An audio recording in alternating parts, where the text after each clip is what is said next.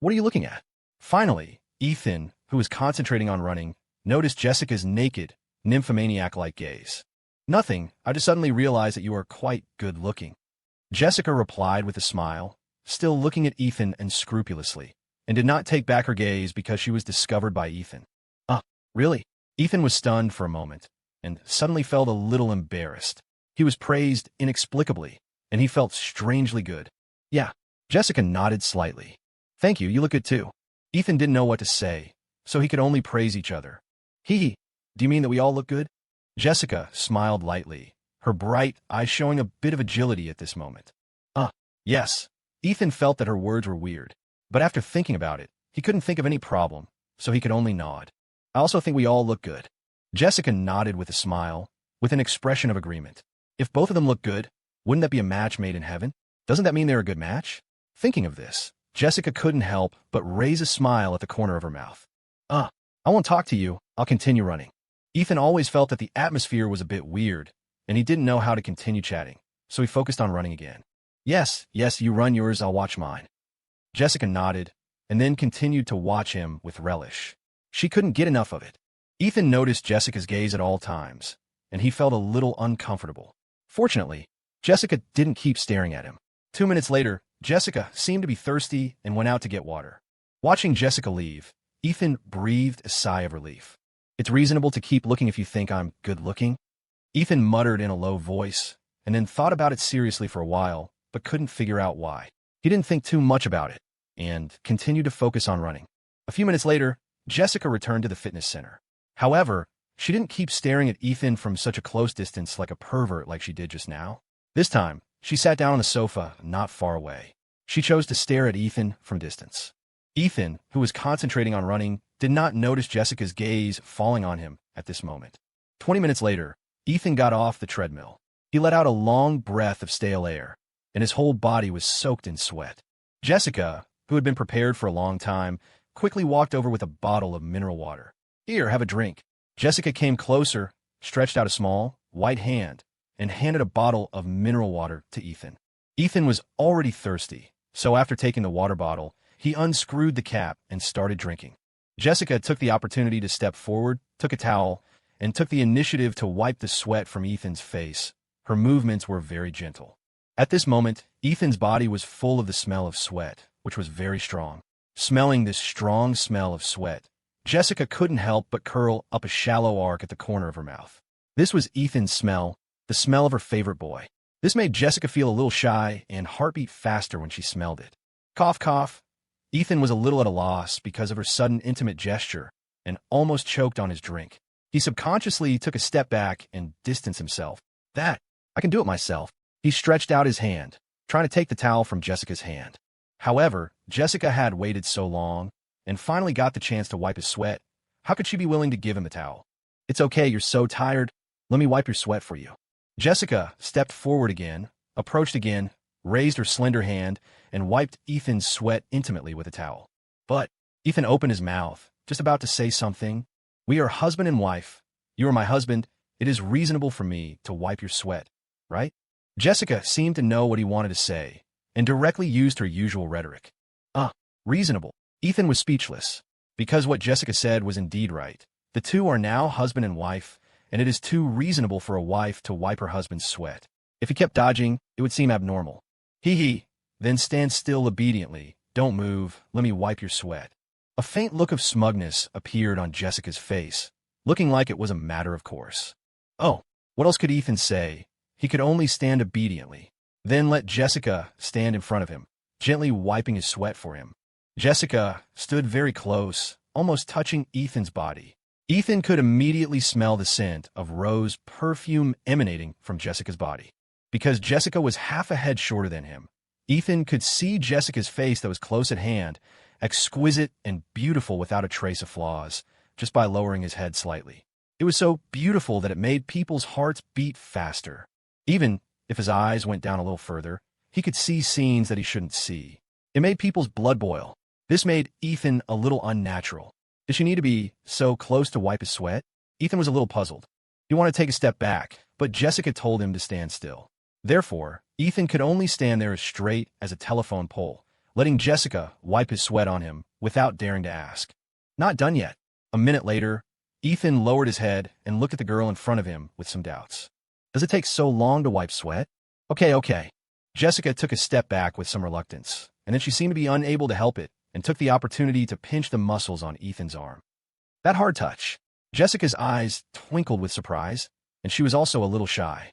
The muscles are not bad. Jessica pretended to be calm and gave a comment without blushing or heartbeat. But she was extremely happy in her heart, feeling a burst of joy. It was worth waiting so long to finally pinch Ethan's muscles. Jessica felt happy in her heart. Ethan didn't say much. After all, he was just touched on the muscles and didn't care too much. After he slowed down, he took another sip of water. Then he walked to the sofa not far away, intending to sit down and rest for a while, and then do other exercises. Jessica followed him like a little tail, came to the sofa, and sat down next to Ethan. It seemed that she couldn't wait to stick herself to Ethan all the time. Ethan was already used to this and didn't think there was anything wrong. He just sat quietly and rested. More than 10 minutes later, Ethan felt that he had rested enough. So he got up and continued to exercise in the fitness center. Jessica sat quietly on the sofa, watching Ethan concentrating on exercising on various fitness equipment with great interest. Soon, time flew by, and it was 5 p.m. Ethan also finished his exercise. He seemed to be a little exhausted, and he just slumped on the sofa, looking exhausted. Jessica sat next to him, holding a towel, and gently wiping the sweat from his body. "Ethan, are you very tired?" Jessica wiped his sweat carefully, frowning slightly, with a look of distress on her face. At this moment, she no longer had the thought of taking advantage. All she knew was that Ethan must be exhausted. Ethan's amount of exercise was too great today. She was worried that Ethan would wake up tomorrow morning with sore muscles all over his body. Is it okay?" Ethan didn't refuse, but looked at her with some hesitation. He did feel very tired now, and it would be very comfortable if someone could massage him. It's just that he and Jessica are, after all, different sexes, so it's a bit inappropriate. "What's wrong with this? We are husband and wife now. You are my husband. Isn't it reasonable for me to rub your body?" Jessica looked like it was a matter of course, and then added, "Besides, you also rubbed my legs before, and now I should repay you. Is there any problem with me doing this?"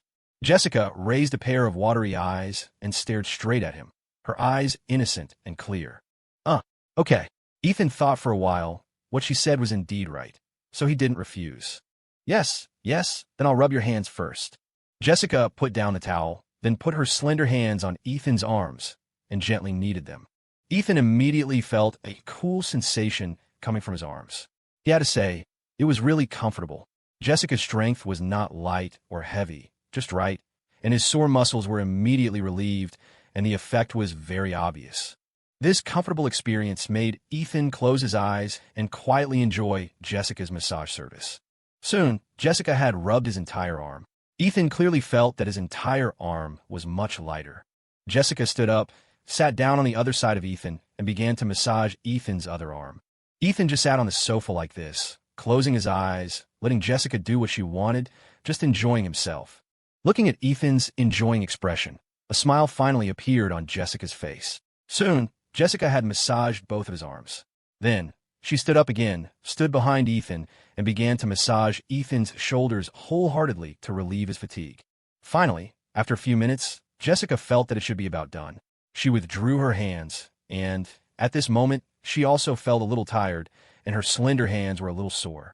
But when she thought that she hadn't massaged Ethan's legs yet, she continued to endure the soreness in her hands, continued to massage and knead Ethan's legs.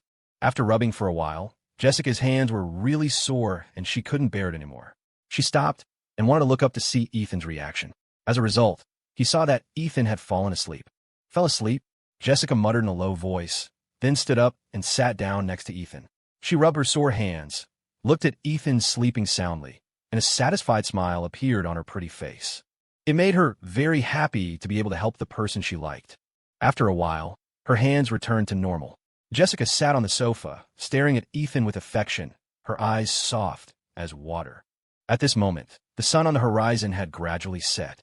The orange-yellow afterglow of the setting sun shone into the fitness center through the huge floor-to-ceiling windows and sprinkled on Ethan's face. Jessica just looked at Ethan like this. She couldn't get enough of it.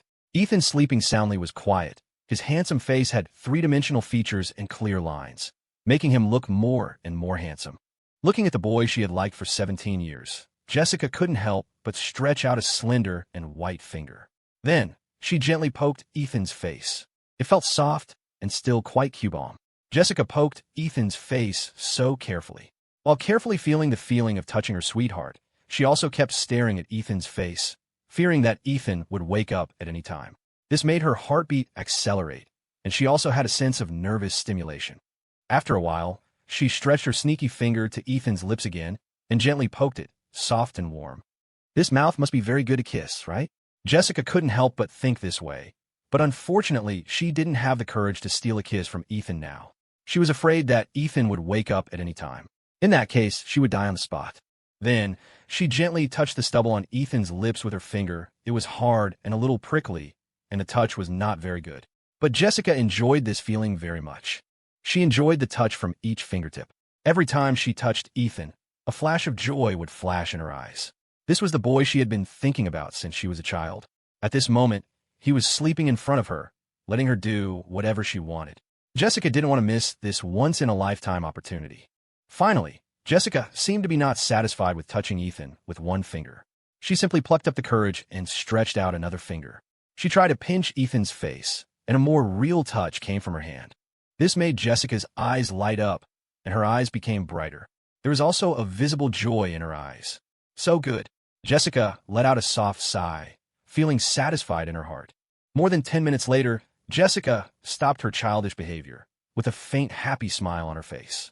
She glanced at the sky outside, then got up and walked out of the fitness center. But she soon returned. At the same time, she also had a blanket in her hand. This blanket was exactly the one that Ethan had put on her when he was worried that she would catch a cold last time. This blanket had a special meaning for Jessica. In her eyes, this was not just a blanket, but also Ethan's first concern for her. She came to Ethan and gently put this extraordinary blanket on Ethan's body. Now, we can be considered to have covered the same blanket. Jessica stood in front of the sofa, looking at Ethan sleeping in front of her, with a satisfied expression on her face. Soon the sun set. In the fitness center, Ethan woke up slowly and looked around, only to find that Jessica was no longer by his side. The huge fitness center was empty at this moment, with only him alone. At this moment, Ethan noticed the blanket covering him. He was slightly stunned. Did Jessica put this on me? Ethan murmured softly, looking at the blanket on his body. At this moment, a warm current flowed through his heart. He hadn't felt this kind of care for a long time, thinking about how considerate he was to Sarah before the divorce. But she never considered his feelings or cared about him. Now he was suddenly cared for by Jessica, which made him feel quite touched. Ethan smiled lightly, took the blanket, and got up to leave. He looked up and met Jessica, who was just opening the door and coming in. "You're awake?" Jessica raised her eyelids, and a look of surprise lit up in her watery eyes. "Yeah." Ethan nodded. "That's good. I was just about to come over and ask you to have dinner." Jessica smiled, walked over, took his big hand, interlocked her fingers, and held it tightly. Then, she pulled him out. "Let's go. You exercised so much today. You must be hungry. I'm glad I asked the housekeeper to prepare dinner in advance." In the afterglow of the setting sun, Jessica pulled Ethan away from the fitness center and walked lightly in the empty manor. Ethan looked at the girl in front of him, feeling the care revealed in her words. His eyes were slightly dull, and his calm heart suddenly stirred up a ripple at this moment. "Thank you." After a long time, Ethan said softly, his tone extremely gentle. Jessica's body trembled slightly, turned her head to look at Ethan, and when she met Ethan's gentle gaze, her heart jumped inexplicably. "And no need." Jessica turned her head away, and the voice of her speech was a bit stuttering. After saying that, she pulled Ethan forward a little at a loss. It seemed that she was afraid that Ethan would see her panic, so she specially sped up her pace. It's just that the corner of her mouth couldn't help but rise in a light smile. Ethan let her pull him and walk to the manor not far away. What he didn't see was that the girl's pretty face was already flushed, and it looked charming and moving under the reflection of the sunset. Soon, the two returned to the manor. The table was already full of a sumptuous steak dinner. Ethan immediately smelled the strong aroma floating in the air, and his hungry stomach immediately made a gurgling sound. Today's amount of exercise was a bit too much, and Ethan didn't want to think about anything else when he smelled the aroma. There was only one thought in his mind now, and that was to eat. So after sitting down, he began to eat heartily.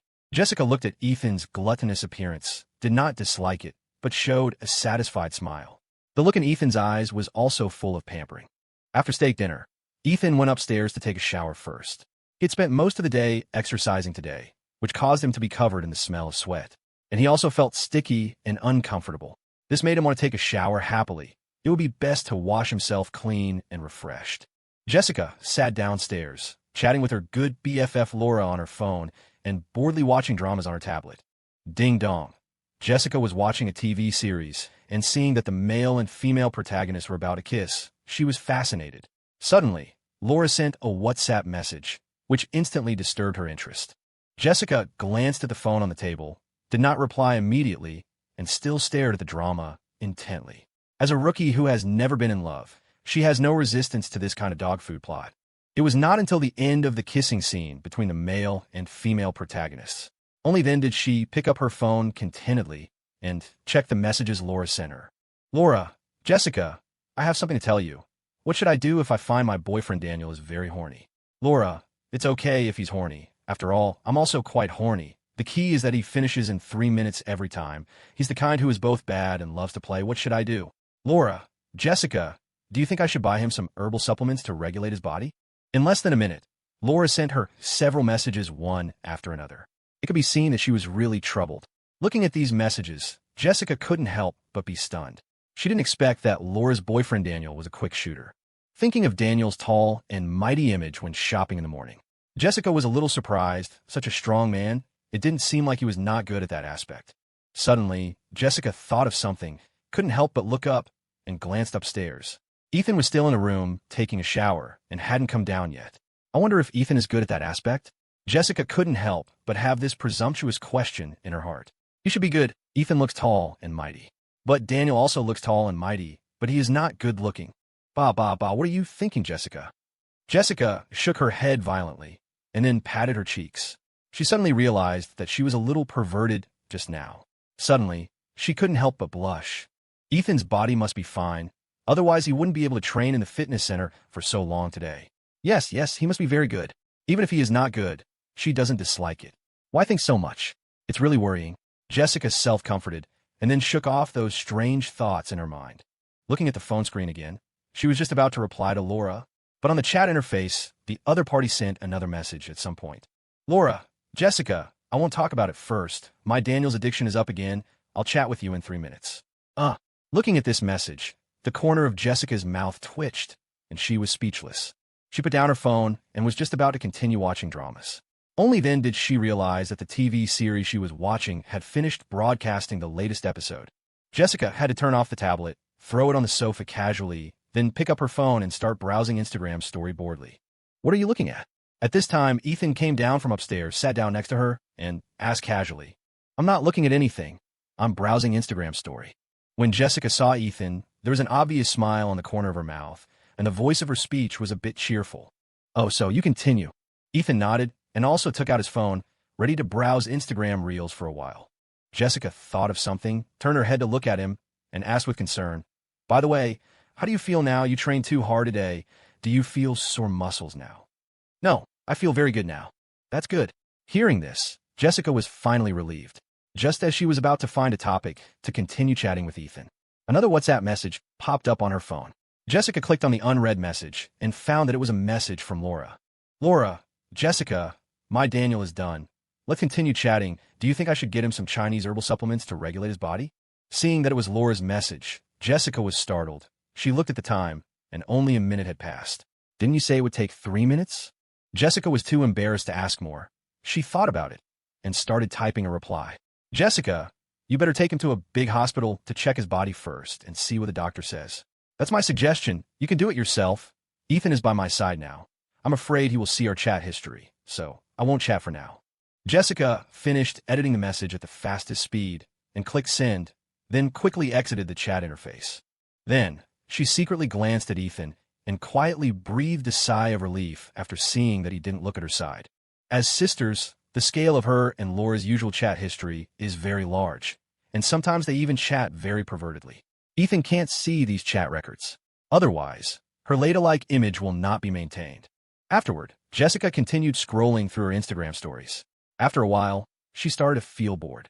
She didn't have many contacts on WhatsApp anyway, and with only a few updates posted each day, she quickly ran out of things to see. Just as she was about to close the app, a newly posted story instantly caught her eye. It was from Sarah. "Ethan, look," Sarah posted an Instagram story, Jessica said, holding her iPhone screen up for Ethan to see. Ethan looked over. Sarah had posted a single sentence on her story. "Sarah, in the end, I was left to bear it all alone." Just that simple sentence. Yet, it conveyed that the person who posted it must be suffering some immense injustice at that moment. Forced to face all difficulties alone, shouldering everything by herself. No one behind her, carrying the burden solo, with no one to rely on. The mere thought evoked a pang of sympathy, making one subconsciously feel that the poster must be pitiful and helpless right now. But there was nothing she could do but endure it all alone. Beneath the story, comments were already popping up. Most were from the sisters Sarah usually hung out with. They filled the comments section with comforting words, expressing how sorry they felt for her. Now she's playing the victim," Ethan said, exasperated. Looking at the story, he just felt disgusted. Sarah was the one who suggested the trial separation, and the current situation was entirely her own doing. Yet now, she had the gall to act like a poor, innocent victim. "Classic Valley girl," he muttered, never admitting they're wrong, always thinking everyone else has wronged them. "Exactly. So disgusting." Jessica nodded in agreement, a look of disdain on her face. "All right, stop looking. Nothing worth seeing." Ethan averted his gaze and went back to scrolling through his Instagram reels. Jessica looked at the story, thought for a moment, and then casually deleted Sarah from her friends list. There was no point in keeping someone who didn't matter anymore. Meanwhile, at Sunnybrook Estates. In her bedroom, Sarah read the caring messages from her sisters on her Instagram story and felt slightly better. Right now, she truly felt wronged. She clearly hadn't done anything wrong, yet her husband didn't want her anymore, and her BFF had cut ties with her. On top of that, she was in her third trimester, her parents were arriving tomorrow, she had to shoulder her father's medical bills, and take care of him too. For someone who had always been taken care of by Ethan, suddenly having to face so many things alone was overwhelming. She felt immense pressure, confusion, and helplessness, but mostly, she felt deeply wronged. That's why she had posted that Instagram story, to vent her emotions, which were on the verge of collapsing. "Ethan, Jessica, how could you do this to me? I didn't do anything wrong. Ethan, my father is your father-in-law. How could you just abandon him? You're heartless." Thinking of the heartless Ethan and Jessica made Sarah feel terribly wronged all over again. As she thought about it, tears welled up and started to fall. Eventually, she curled up on the bed alone, hugging her knees, and cried. The next day, 7:00 a.m., an alarm suddenly blared in the quiet room. Ethan opened his eyes, picked up his iPhone, and turned off the alarm. He glanced at the bed beside him. Jessica was still fast asleep, seemingly undisturbed. Seeing how peacefully she slept, Ethan thought for a moment and decided not to wake her. Besides, the manor had a fitness center. If Jessica wanted to exercise, she could go anytime. There was no need for her to get up as early as him for a morning run. With that thought, Ethan threw off the covers, got out of bed, and tiptoed quietly into the bathroom to wash up. Afraid of waking Jessica, he moved quietly and carefully, trying his best not to make too much noise. Half an hour later, he finished washing up, left the room alone, and went out for his morning run. The morning sun was just rising, its fiery glow painting the eastern sky with brilliant, beautiful colors. Beneath the rising sun, Ethan ran alone on the deserted road, breathing in the fresh morning air, watching the sun slowly climb higher in the distance. Ethan felt his life, like this rising sun, was gradually getting better, filled with hope. Before, his days were spent either at work or at home, waiting on Sarah hand and foot at his beck and call. That life had felt very stifling, and over time, he had become much more subdued. But now he could clearly feel his life gradually getting back on track. He noticed his mindset was also slowly breaking free from that previously oppressive life. "This is great." Ethan sighed softly, a slight smile gracing his lips. At 9 a.m., Jessica slowly woke up. She stretched lazily, feeling like she had slept exceptionally well today. Where's Ethan?" Jessica glanced at the spot on the floor beside the bed, but didn't see Ethan. She felt confused for a moment, until she noticed the light outside the window. The sun was already high in the sky, indicating it was quite late. "What time is it?" Jessica gasped, quickly grabbing her iPhone from the bedside table. She hadn't realized, but one look shocked her. It was already 9:00 a.m. He didn't ditch me and go for his morning run alone, did he? The more Jessica thought about it, the more likely it seemed, and she instantly felt annoyed. Jessica, how could you sleep like a log? Didn't even know when Ethan got up. I can't believe I missed the morning run with Ethan today. How could this happen? Why didn't Ethan wake me up? We specifically agreed to run together. First, she felt a wave of regret. Then, like a deflated balloon, her head drooped, looking completely dejected. No, looks like I'll have to set an alarm too from now on. Jessica thought for a moment, immediately picked up her iPhone, and set an alarm. Seeing the alarm set, she finally felt relieved. Oh well, I guess I'll just have to run with Ethan tomorrow. Jessica glanced at the sky outside and sighed softly. After composing herself, she got out of bed and went to the bathroom to wash up. 30 minutes later, Jessica went downstairs and immediately spotted Ethan sitting at the dining table.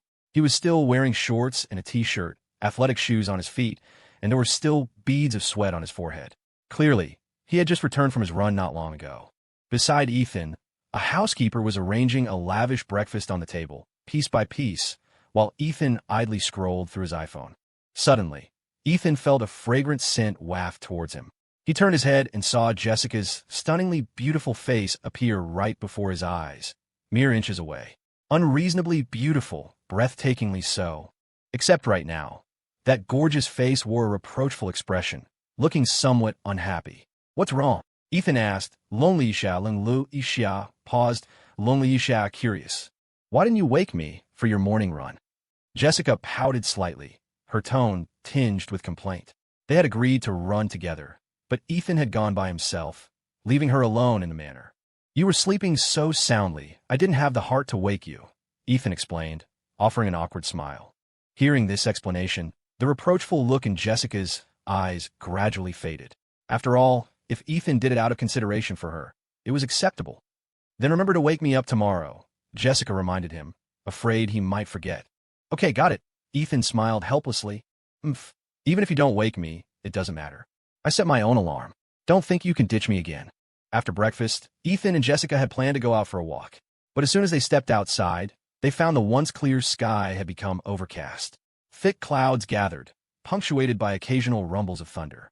Before long, a heavy downpour began, forcing them to abandon their plans. Unable to go out, Ethan headed to the fitness center to continue his workout. Jessica grabbed a tablet and settled down quietly in the fitness center, watching her shows while keeping Ethan company. At 3 in the afternoon, the heavy rain continued.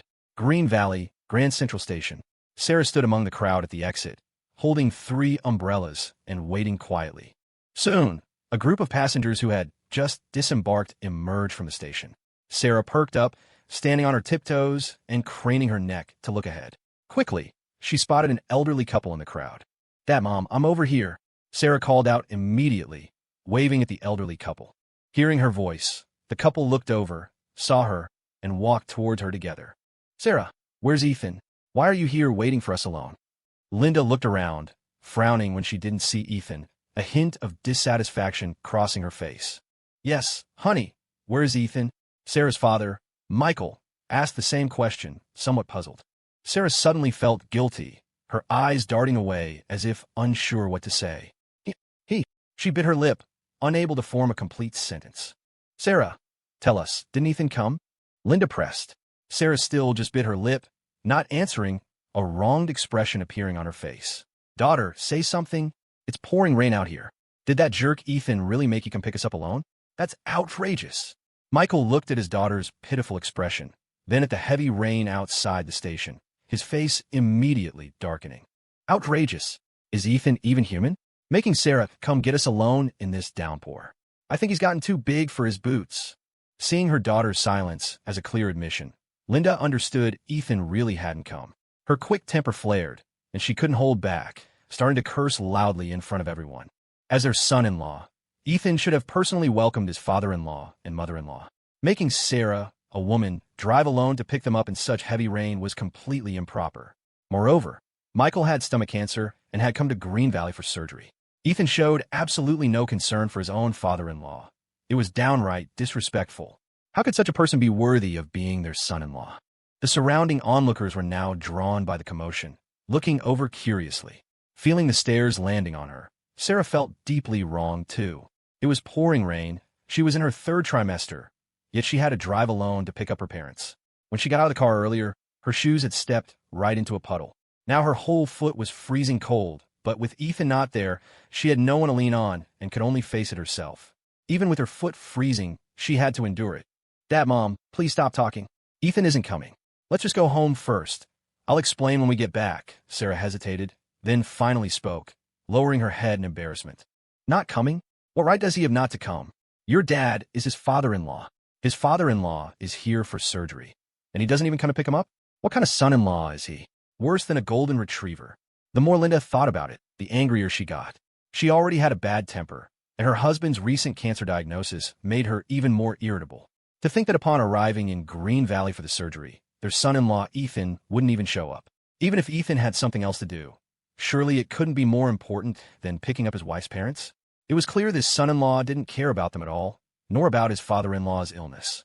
In her eyes, he was simply a jerk. All right, let's talk when we get back. There are too many people here, Michael said in a low voice, glancing at the onlookers. Yeah, Mom, there are a lot of people. Sarah also felt ashamed, gently tugging Linda's sleeve and whispering a reminder. What are you looking at? Is there something interesting to see? Linda, furious, snapped directly at the gawking crowd. Seeing her fierce, drama queen demeanor, the onlookers quickly dispersed. Okay, let's go. We'll talk later. Michael patted her shoulder gently, calming her down. This Ethan, he's really too much. I want to see what could possibly be so important that it's more important than picking us up. Linda snorted coldly, suppressing her anger. Dad, Mom, it's raining outside. Take these umbrellas. Be careful not to get wet. Seeing her parents had calmed down, Sarah handed them the umbrellas. Then, noticing her mother was also carrying suitcases, she reached out to take them. Mom, let me help you with the luggage. Linda, still fuming, didn't think much and handed the suitcase over. As soon as Sarah took it, she felt its weight, making her frown. She could only bite her lip gently, struggling to lift the heavy suitcase. Usually, Ethan handled things like this. She never had to worry about anything.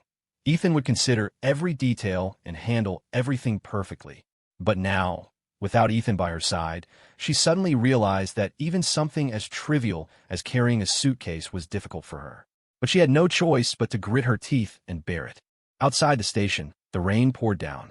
Michael and Linda walked briskly towards the parking garage under their umbrellas, still muttering complaints about their son-in-law, Ethan, as if they wanted to get home immediately and tear him limb from limb. They didn't even notice their daughter hadn't caught up. Sarah watched their retreating figures in the rain, then looked down at the umbrella in her hand. She tried to carry the suitcase with one hand and hold the umbrella with the other. But the suitcase was too heavy. She couldn't lift it with one hand. After a moment's hesitation, she finally gave up the idea of using the umbrella. Just like that, carrying the suitcase, she walked into the downpour, getting drenched as she headed towards the parking garage. The rain was incredibly heavy today, and the ground was covered in puddles. Sarah, soaked, struggled with the suitcase, walking slowly. Soon, she was almost completely wet. Rain blurred her vision. Listening to the relentless drumming of the rain, she misstepped and plunged her foot into another puddle. This time, not only were her shoes soaked, but she also twisted her ankle. Ah! She cried out in pain. Looking down at her ankle, feeling the sharp pain radiating from it, she felt utterly wronged. Tears instantly welled up in her eyes and streamed down her face uncontrollably. Ethan, you jerk. Sarah couldn't help but curse him. However, only the sound of the pouring rain answered her. In the end, she could only grit her teeth, endure the pain, and continue towards the parking garage, limping with the heavy suitcase. It was only 200 yards away, but at that moment, it felt incredibly distant. In the heavy rain, Sarah was soaked to the bone. Limping along, she looked utterly miserable. Finally, she reached the parking garage. Michael and Linda were waiting under their umbrellas inside, unsure where their daughter had parked the car. When they saw Sarah arrive late, without an umbrella, and limping, Linda hurried over, holding her umbrella over Sarah's head. Honey, what happened to your leg? Linda took the suitcase from her, asking with concern. Seeing her mother's worried expression, Sarah desperately wanted to cry, but she forced herself to hold back. Mom, I'm fine. Sarah bit her lip gently, shaking her head stubbornly, though her voice already held a tremor of tears. You call this fine? Linda frowned, slightly annoyed, but seeing her drenched state, she didn't say much more. Come on, let's get in the car. Soon, the three of them were in the car. Ethan is just too much, making Sarah come pick us up alone in this terrible rain. Sarah got soaked and even twisted her ankle. I'm going to give him a piece of my mind later. In the car, The more Linda thought about it, the angrier she became, unable to stop criticizing her son-in-law. Exactly. We entrusted our wonderful daughter to him, and he promised he would take good care of her. Is this how he takes care of her? It's simply outrageous. Michael nodded in agreement, deeply dissatisfied with his son-in-law, Ethan. Listening to her parents' accusations against Ethan, Sarah just bit her lip, saying nothing. Fortunately, it was her left ankle she had twisted, so it didn't affect her driving. Half an hour later, the car pulled into Sunnybrook Estates. Arriving at the house, Sarah had just taken out her key and unlocked the door when Linda impatiently pushed it open and barged inside. Facing the empty house, she roared furiously, "Ethan, get out here!" Michael's expression was equally grim. He was clearly furious as well. Sarah followed them in, watching her parents stand in the living room, looking ready to demand answers. She hesitated for a moment before speaking up. "Dad, Margaret, stop shouting. Ethan isn't here. Not here. Where did he go?" Linda paused, turning to look at her daughter in confusion. Michael turned around too, looking just as puzzled. I. Sarah opened her mouth, wanting to say something, but seemingly unsure how. "Honey, what's wrong? Tell us. Where on earth did Ethan go?" "Yeah, sweetheart, where is Ethan? Tell me, I'll go sort him out." Facing her parents' urging, Sarah hesitated for a long moment before finally steeling herself. Lifting her head, she cried out, "Dad, Margaret, Ethan doesn't want me anymore." Wah! As she spoke, the pent-up grief finally burst forth, and she couldn't stop herself from sobbing. Seeing their daughter suddenly break down in tears, the older couple was stunned. Once they processed it, an uncontrollable rage surged within both of them. That Ethan, how dare he bully their daughter? How dare he leave her? Seeing their daughter crying so heartbrokenly, right then and there, they wanted nothing more than to tear Ethan limb from limb. That jerk, that damn ungrateful bastard. "Honey, where's Ethan? I'll go find him. If he dares to bully you, I won't let him get away with it." Linda rolled up her sleeves, her teeth clenched. Looking so ferocious, she seemed ready to devour Ethan whole right then and there. "That Ethan, he's really gone too far this time. I swear, I'm going to teach him a lesson." Michael was also beside himself with rage. His precious daughter, bullied like this by Ethan? How could he stand it? Despite his illness, he couldn't care less right now. He just wanted to thrash Ethan soundly and vent this frustration for his daughter. Seeing her parents fuming, Sarah only felt more wronged. In her view, she hadn't done anything wrong. The whole situation, from start to finish, was Ethan and Jessica's fault. Her current miserable state was all their doing. "Dad, Margaret, don't go. You won't be able to find Ethan." Sarah wiped her tears sadly. "Honey, tell us. What exactly did Ethan do to you?" "Yes, sweetheart, tell us." The older couple looked eagerly at their daughter, wanting to know just how badly their precious girl had been wronged. Sarah bit her lip, hesitated, then confessed. "Dad, Margaret, Ethan and I, we had a fake divorce." "A fake divorce?" The older couple froze instantly, seemingly unable to believe it. They had assumed their daughter had just been bullied by Ethan. They never imagined it was a fake divorce. "Dad, Margaret, not a real divorce, a fake one," Sarah quickly corrected, glancing timidly at them before explaining everything about the fake divorce with Ethan, including the fact that she was pregnant. When she finished, the older couple fell silent. "Honey, this fake divorce thing. You acted a bit impulsively, didn't really think it through," Michael finally said after a long pause, frowning. He had calmed down somewhat by now. "Didn't think it through? I think our daughter did nothing wrong." Linda disagreed, puffing out her chest defiantly. "That Ethan can't make any money himself, so he won't let our daughter make money this way? Have you forgotten? In the 3 years we let her marry him, has he given her a single good day? Our daughter just wanted to earn some money. What's wrong with that? She did it for the sake of this family. What right does Ethan have to blame her? What qualification does he have?" Linda was overbearing, throwing one question after another at her husband. Michael was caught off guard. On second thought, what his wife said seemed right. His daughter was doing it for the family, and they had agreed it was just a fake divorce. Yet Ethan turned it into something real? That was unacceptable. Thinking this, Michael looked at his daughter. "Honey, where's Ethan now? Take me to him. I need to talk some sense into him myself. He's a grown man who can't earn money, and he stops his wife from earning it? What kind of logic is that?" Now, he just wanted to confront Ethan and get justice for his daughter. "Yes, honey, take us to him. This is outrageous. You're pregnant, and he still treats you like this? What kind of husband is he acting like?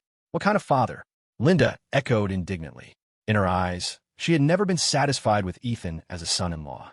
No money, no house, no skills. They had allowed their precious daughter to marry beneath her, and this man dared to let her suffer such grievances? It was intolerable. Margaret, Dad is still sick, and it's raining outside. You shouldn't go looking for him now. Sarah hesitated again, still not telling her parents where Ethan was. Right, Ethan's got me so mad I forgot. Your father's still sick. Linda calmed down slightly, realizing it wasn't the right time to confront Ethan. Well then, honey, I'll give him a call on my iPhone. I have to yell at him. If I don't, I won't be able to stand it. Linda had a belly full of anger she desperately needed to vent. Just then, Michael sighed and patted her shoulder. All right, let's have Sarah change her clothes first. She's in her third trimester. Reminded by him, Linda reacted, looking at her precious daughter. Sarah was still soaking wet, looking like a drowned rat.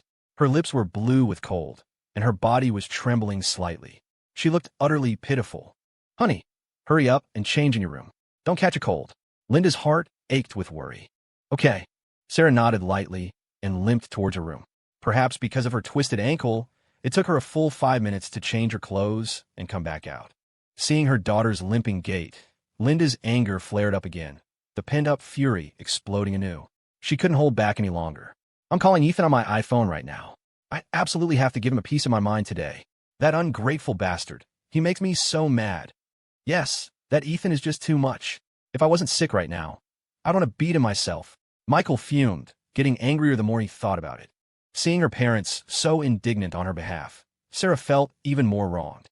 She also wanted to see if Ethan would feel even a shred of guilt when faced with her parents. Quickly, Linda took out her iPhone and dialed Ethan's number.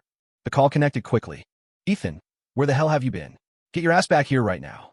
Linda roared the moment Ethan picked up. Then, she commanded him in a tone that brooked no argument. The fury Linda had been bottling up finally exploded. Her daughter was pregnant, and Ethan was still treating her like this. It was pouring rain today, yet Ethan had made Sarah, a pregnant woman, pick them up. As a result, her precious daughter was soaked like a drowned rat and even twisted her ankle. Sarah was pregnant, for crying out loud. What if she miscarried? As a husband, Ethan was utterly irresponsible, and as a son-in-law, knowing his father-in-law was sick, he hadn't even bothered to pick them up from a station. He clearly didn't give a damn about them. It was outrageous. If Ethan were home right now, she would have slapped him senseless.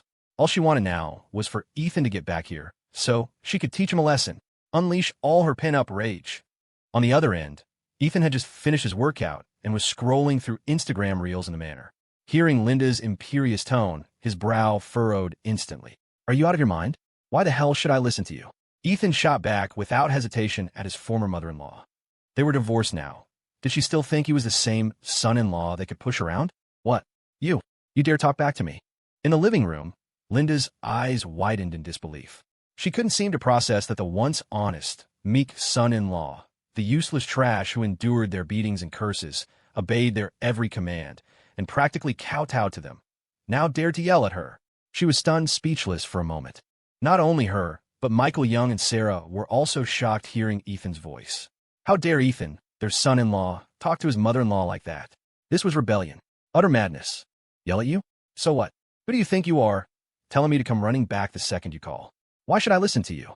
Ethan was exasperated. He wasn't the same good-tempered son-in-law the Young family could manipulate anymore. Just because he hadn't lost his temper before didn't mean he didn't have one. Ethan, fine. So you dare talk to me like this now? Is that it? Ethan, I see you think you've grown some wings, huh? Linda ground her teeth, her face twisting with rage. This is how I talk. What are you going to do about it? Ethan scoffed, looking completely unfazed. Ethan's nonchalant attitude nearly made Linda's lungs explode. She was so furious she could barely breathe, her chest heaving violently.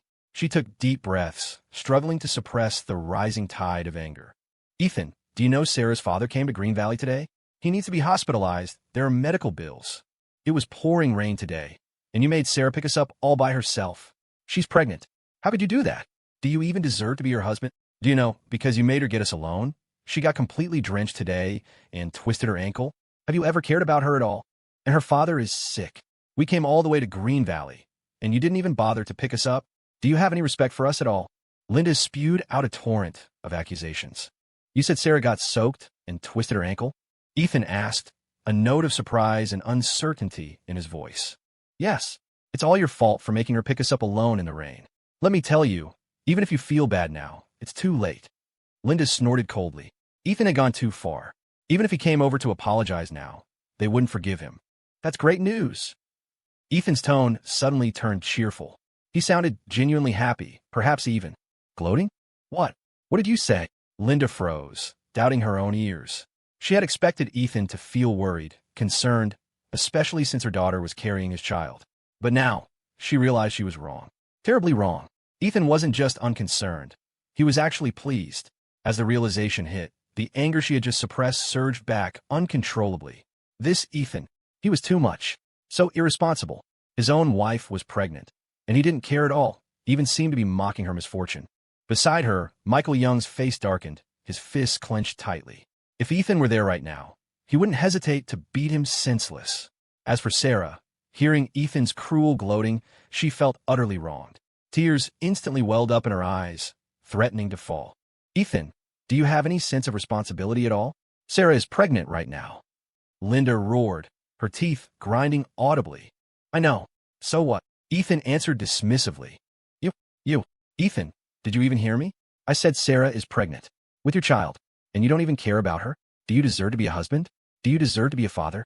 Linda wished she could slap Ethan hundreds of times. Damn it, this man was infuriating. His own wife was pregnant, and he was completely indifferent, even acting like a gloating bystander. First, let me make this clear. I'm already divorced from your daughter. Second, I know Sarah is pregnant. But frankly, I'm not even sure the child she's carrying is mine, Ethan stated plainly. What? How dare you suggest Sarah cheated? Ethan, you're not even human. Linda's eyes bulged. She couldn't find words to describe her feelings. If she had to, it was rage. Pure, unadulterated rage. The kind that wouldn't be satisfied even if she killed Ethan. Why am I not human? Sarah has messed around constantly these past few years. Is it wrong for me to have doubts? Ethan retorted sharply, giving no ground. Ethan, my daughter is already going through so much with this pregnancy, and you dare to suspect the child isn't yours? Do you have a conscience? Linda couldn't hold back anymore, screaming into the phone like a cornered, rabid dog. Unbelievable. Hearing his former mother-in-law's outrageous words. Hearing her shameless counter-question. Ethan was utterly dumbfounded. Now, he had reason to suspect that Sarah's temperament and character were inherited directly from her mother. Even if not inherited, they were definitely shaped by her mother's influence. Listen to her, defending a cheating couple so shamelessly. It really was like mother, like daughter. All right, is there anything else? I'm done talking to an idiot. If not, I'm hanging up. Ethan couldn't be bothered wasting any more breath on his former mother-in-law. She was completely unreasonable. Give me the phone, I'll talk to him. In the living room, Michael Young couldn't stand it any longer. He stood up and snatched the phone from Linda's hand. At that moment, Michael Young's face was incredibly dark. Ethan, it's me, Michael Young said in a deep voice, his tone naturally imposing, carrying an air of superiority. Previously, in front of his son-in-law Ethan, he always maintained an air of authority. And Ethan, in his presence, had always been respectful, almost subservient. He refused to believe that Ethan, his son-in-law, would dare curse him now. Another idiot? Ethan asked, his tone already laced with impatience. Ethan, you dare curse me? Michael Young's composure broke, his authoritative expression instantly twisting into a face full of rage. Yeah, I cursed you. What about it? Ethan rolled his eyes. He wasn't Michael Young's son-in-law anymore. Yet here was the man, trying to act all high and mighty in front of him. Did he still think Ethan was the same meek, good-tempered son-in-law from before? Ethan, you're outrageous. Michael Young's face flushed crimson, so angry he could barely catch his breath. The old Ethan had always been utterly respectful in his presence. If Michael said one thing, Ethan never dared say otherwise. He never dared defy him. But now, not only did Ethan defy him, he even cursed him so brazenly. It was as if he had absolutely no respect for him, his former father-in-law. This is how I am now. What can't handle it? Why don't you think back to how you used to treat me? Ethan sneered, retorting sharply. Michael Young took several deep breaths, managing to slightly quell his inner fury. Then, in a tone that brooked no argument, he commanded, Ethan, I'm giving you half an hour. Get your ass back here right now, or I swear I won't let you off the hook. But in response, Ethan simply spat out, idiot, wasting my time. And then, he ruthlessly hung up the phone. Hearing the dial tone humming from the phone, Michael Young stood frozen, unable to process what had just happened for a long moment. Ethan had actually cursed him and dared to hang up on him. Before, Ethan would have unconditionally, meekly obeyed his every word. He wouldn't have dreamed of hanging up, and now he dared to defy him. Ethan, Michael Young, consumed by rage, completely lost his composure and violently smashed the phone onto the floor. It shattered into pieces. Michael, calm down. Father, don't be so angry. Please calm down. You're still ill. Your health is the most important thing. Seeing him fly into such a rage, Linda and Sarah quickly tried to soothe him, afraid the anger would worsen his condition. That Ethan, he's utterly unreasonable. He infuriates me. Michael Young collapsed onto the sofa, panting heavily, growing angrier the more he thought about it. All right, don't be angry. It's not worth ruining your health over, Linda said, trying to calm Michael Young, but she herself was still seething, her eyes practically shooting flames. Father, mother, Ethan went too far. Seeing her parents so angered by Ethan, Sarah felt incredibly annoyed, but also increasingly wronged and upset. Ethan's attitude clearly showed he wanted to completely cut ties with their family, to sever all contact permanently. This sent a wave of despair through Sarah, who had still been hoping to reconcile and remarry. Daughter, don't be upset. You're pregnant, and anger isn't good for the baby. Seeing his daughter's pitiful expression, Michael Young's heart ached for her, and most of his anger instantly dissipated. He quickly consoled her. Daughter, you're divorced now, right? I don't think there's any need to remarry him. This Ethan, he's just an irresponsible man. Linda nodded in agreement, chiming in, That's right, daughter. Ethan is scum. I don't think you should remarry him either. We'll find someone new for you, someone guaranteed to be better than him.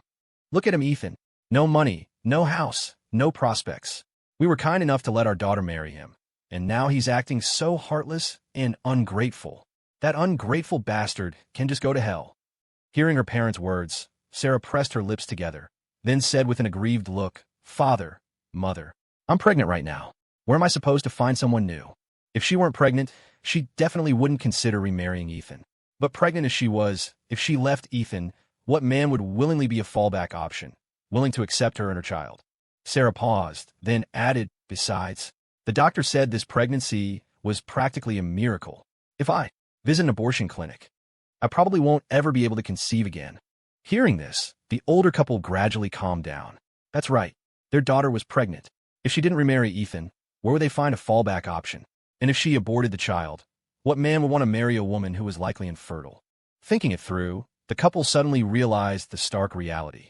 It seemed their daughter's only path forward was to remarry Ethan. Apart from Ethan, they had no other choice. At this realization, both parents felt a headache coming on. Linda, give me your phone. I'm going to call William's parents. I refuse to believe they won't care at all that our daughter is carrying their Thompson family's grandchild, Michael Young said grimly. Since they couldn't reason with Ethan, their only option was to contact his parents. Fortunately, Ethan's parents had always been relatively polite and respectful towards their family, unlike Ethan himself. Has the anger addled your brain? Didn't you just smash my phone? Use your own. Linda rolled her eyes, speaking with resignation. Only then did Michael Young remember that, in his fit of rage, he had indeed smashed his wife's phone. He sighed, took out his own phone, and dialed William's father. The call connected quickly. Hello.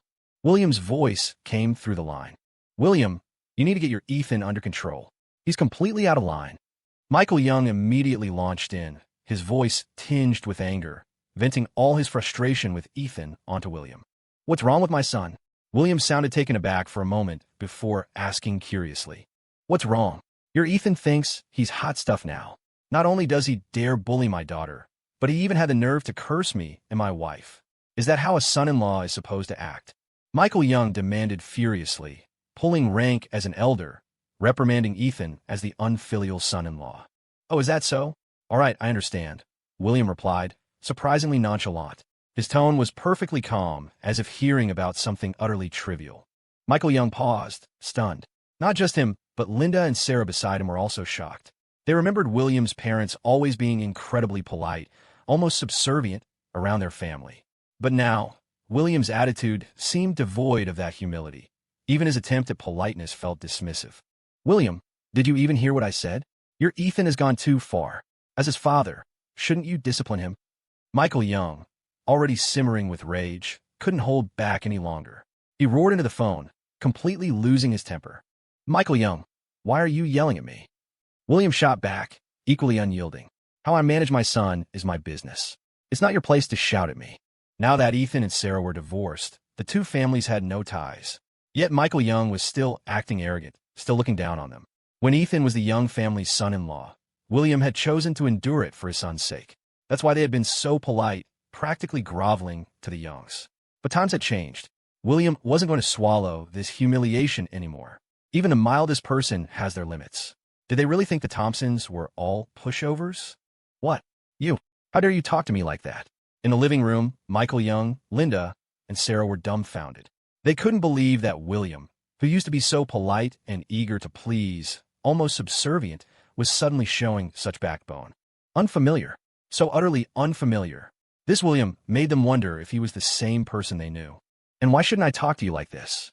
William retorted, then aired his own grievances.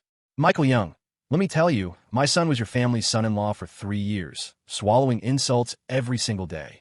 I've had more than enough of your family. As a father, seeing his son completely controlled by the Youngs, treated worse than dirt, how could William not feel heartache? Now that his son was divorced, he certainly didn't have to endure it anymore. Fine, just fine. Well done, William. Like father, like son. Michael Young's face turned livid with rage, his eyes practically shooting fire. So your whole family is dead set on this, right? You don't want them to get back together? And you Thompsons don't care one bit about the child my daughter is carrying, is that it? He couldn't believe that not only had Ethan changed, but even the usually meek and honest William had changed too. Child? What child? William was momentarily confused. Ethan hadn't told them about Sarah's pregnancy, so they had no idea she was expecting. Ah, so you didn't know? Michael Young sneered, suddenly feeling a surge of confidence. William and his wife had always wanted a grandchild to carry on the Thompson family name. Now that his daughter was pregnant, wouldn't William have to back down? A smug look spread across Michael Young's face. Let me tell you straight, William. My daughter is pregnant with your Ethan's child. If your family still wants this baby, you'll have your son come apologize to my daughter, apologize to us. Also, I have surgery coming up soon. Your family must pay the medical bills. Otherwise, you can forget about this child, and forget about them getting back together. Michael Young was furious. Just having Ethan apologize wouldn't be enough to appease him. Unless Ethan paid his medical bills, only then might he consider forgiving his unfilial son-in-law. Silence fell on the other end of the line. After a long pause, William spoke, his voice heavy. Michael Young, so your daughter is pregnant. So what? My son told me. He will absolutely not remarry your daughter, no matter what. As for the child, if it's born and it really is a Thompson, we can raise it. But if it's not ours, we won't take it. William admitted he desperately wanted to hold a grandchild. But compared to his own son's happiness, the grandchild suddenly seemed less important. If this child forced Ethan to remarry Sarah, forcing him back into that life where he was treated worse than a doormat, then William would rather not have this grandchild. He wanted a grandchild, yes, but his living, breathing son was what mattered most. Besides, Ethan had said he wouldn't remarry her. If the Thompsons took the child, it would make it difficult for Ethan to find someone else later. If they didn't take the child, Ethan could find someone, get married again, and why wouldn't they have children then? Michael Young thought he could use the child to blackmail the Thompsons? What a pipe dream. What did you say? Hearing William's words, Michael Young grew frantic and furious. He hadn't expected William to be so indifferent about the child. It seemed like, in William's eyes, the child was optional. This instantly left Michael with no leverage. Michael Young, I'll say it again. When the child is born, if it's my son's, we Thompsons can raise it. William's reply was firm. But if your family thinks you can use this child to threaten us, you're dreaming. Your Thompson family, you're all heartless. William, you and your son will come to a bad end. Michael Young had run out of options and completely lost it, barking like a mad dog. Still better than you. Your Young family is no good either. William retorted and then hung up without mercy. Ard, this is infuriating. Michael Young was apoplectic, trembling with rage, veins bulging on his neck. He looked ferocious enough to eat someone. Unbelievable. The Thompsons are truly heartless. We must have been blind to marry our daughter into their family.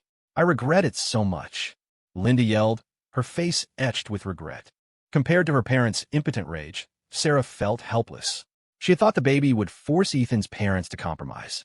But now it seemed the Thompsons weren't falling for it. Dad, Mom, what should I do? Honey, don't worry yourself. Linda quickly sat beside her daughter, patting her back comfortingly. You're pregnant. You can't get too upset. Mom, what if Ethan really won't get back together with me? What'll I do then? Tears welled up in Sarah's eyes, ready to spill. Linda thought for a moment, then sighed helplessly. Daughter, don't rush. I don't think this can be solved right away. At this moment, her usual arrogance had completely vanished. She looked worriedly at Michael Young. Let's focus on getting your father's surgery done first. After his surgery, we can sit down as a family and figure things out properly. Seeing his precious daughter looking so lost and hurt, Michael Young forced down his anger and nodded in agreement. Daughter, your mother's right. Besides, the baby in your belly is Thompson blood. I refuse to believe they don't want this child at all. Sarah looked at her parents, sighed softly, and lowered her head in resignation. Okay. Meanwhile, back at the manor, on the spacious and luxurious first floor, Ethan hung up the phone and calmly went back to scrolling through his phone, acting as if nothing was wrong. Ugh, they're unbelievable. The Youngs. How could they act like that? It's outrageous. Unlike Ethan's calm demeanor, Jessica looked furious. She was sitting right beside Ethan and had heard the entire phone call. Hearing Linda and Michael berate Ethan like that had infuriated her. This was the boy she'd liked for 17 years. She wouldn't let anyone speak to him that way. Her opinion of the Young family plummeted. In her head, she'd already cursed them out 1,000 times for Ethan's sake.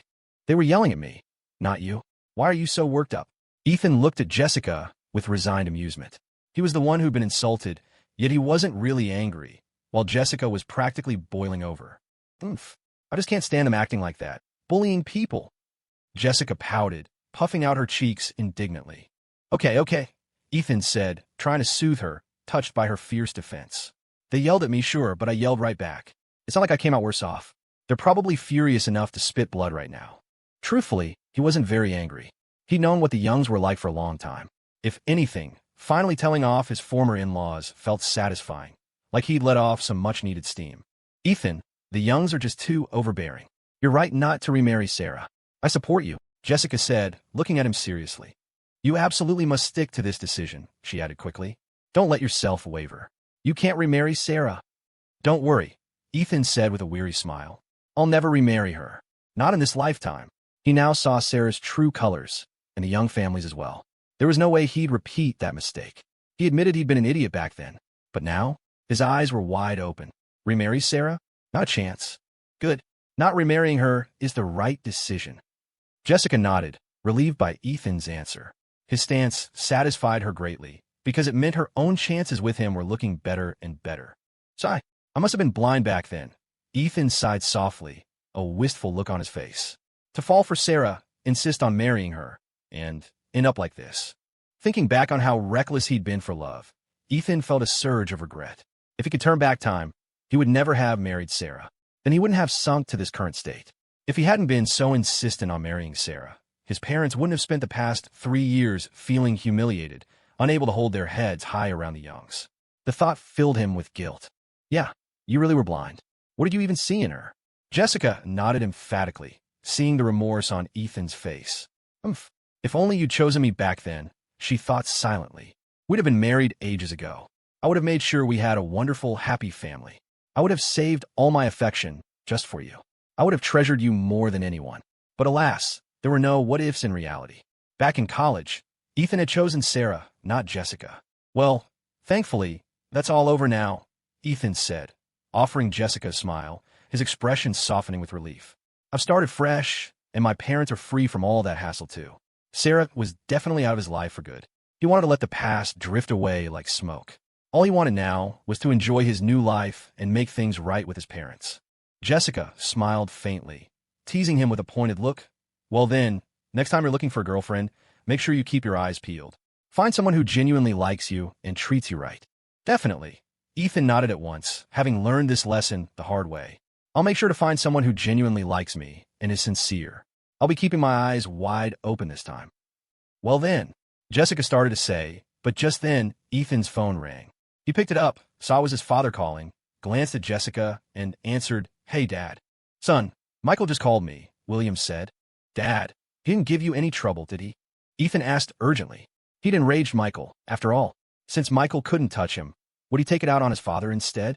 Ethan remembered how his parents always seemed so timid and yielding around the Youngs, and he worried his father might be mistreated because of him. Relax, son. Michael didn't do anything, William reassured him. You're divorced from his daughter now, Why would I be scared of him? Phew, that's good. Ethan breathed a sigh of relief. By the way, son, William asked tentatively regarding Sarah's pregnancy. What are you thinking? I only found out today myself, so I wasn't sure what your plans were. Do you want the child or not? That's why I didn't give Michael a firm answer just now. Dad, once the baby is born, I'll get a paternity test, Ethan stated clearly. If it's mine, I'll take responsibility and raise it. But I'm not remarrying Sarah. I see. Sounds like we're thinking the same thing, son. That's good. William finally felt at ease. Right, Dad. Ethan smiled and asked with concern, how have your mom been? Is everything all right? We're fine, son. Both your mother and I are well. It's just... William paused. Your mom. She misses you. Ethan's heart clenched. It had been too long since he'd gone home to visit his parents. Dad, please tell Mom. I'll come home to see you both in 2 weeks. Really? William's voice instantly brightened with surprise, his tone lifting. Really? Ethan confirmed with a nod. He knew his father missed him just as much, but was too embarrassed to say so outright. Oh, that's wonderful. William instantly sounded more cheerful. Then, remembering something, he added excitedly, say, son, in just over 2 weeks, your sister finishes for the summer break. You could come back together. Your mom would be absolutely thrilled. Oh, that's right. Sis is finishing up soon, Ethan realized. His college student sister was indeed about to start summer break. Okay, sounds good. I'll come back with her then. Conveniently, she was also studying right here in Green Valley, so they could travel home together. Great. Your mom and I will be waiting for you both here. Okay, Dad. Are you going back home? Jessica leaned in after Ethan hung up, blinking her big, sparkling eyes curiously. Yeah, I might need to go back and stay for a few days, Ethan nodded. He felt a pang of guilt toward his parents and really wanted to go home to spend some time with them. All right. Although Jessica was reluctant to see him go, she knew Ethan was doing this out of sense of duty to his parents, so she couldn't really object. Fortunately, Ethan wasn't leaving immediately, but in 2 weeks. That meant he wouldn't be leaving her just yet. Since it rained continuously outside, the two spent the entire day at home, not going anywhere. The next morning at 7 a.m., the eastern horizon began to pale as the sun slowly ascended, painting half the sky in brilliant, fiery hues. Inside the room, 2 alarms went off simultaneously. From his mattress on the floor, Ethan switched off his alarm and glanced up at the nearby bed. Jessica, who usually loved to sleep in, was already sitting up and looking at him, her cheeks puffed out slightly, chin tilted up with a hint of triumph. Don't even think about ditching me today. Ethan hadn't woken her for his run yesterday, but she'd learned her lesson. By getting up the moment the alarm rang, she ensured he couldn't leave her behind again. All right, get up. We'll run together, Ethan said with a resigned smile, throwing off his covers. He headed to the bathroom to wash up while Jessica changed into her workout clothes in the room.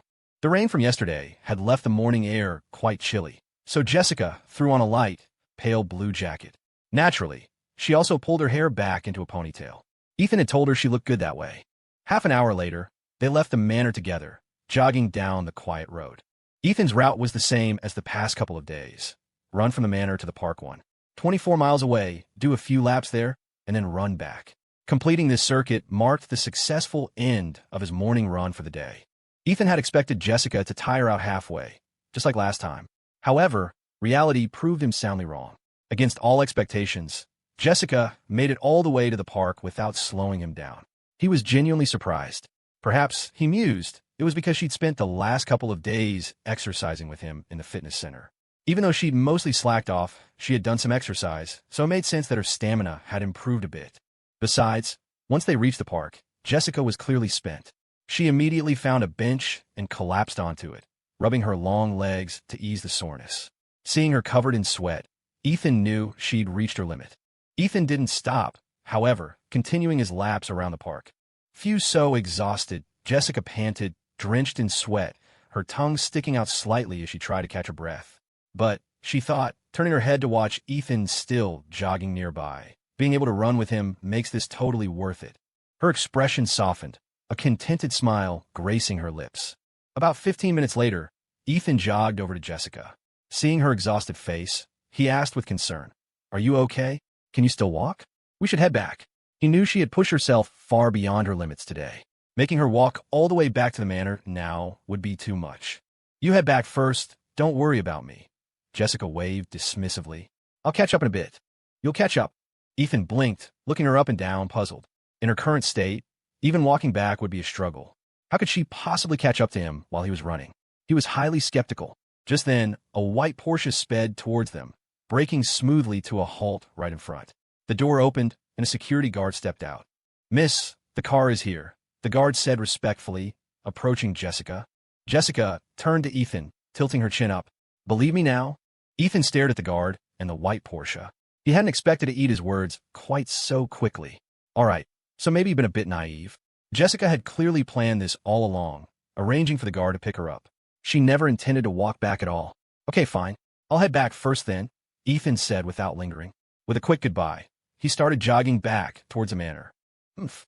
That'll teach you to underestimate me." Jessica huffed softly as she watched Ethan's retreating back, a hint of smugness on her face.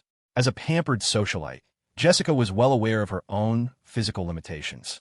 She knew that running from the manor to the park had pushed her to her absolute limit. Running back was simply out of the question. Although a part of her longed for Ethan to carry her back like last time, she understood that he took his morning runs very seriously. She couldn't disrupt his routine just because she wanted more closeness.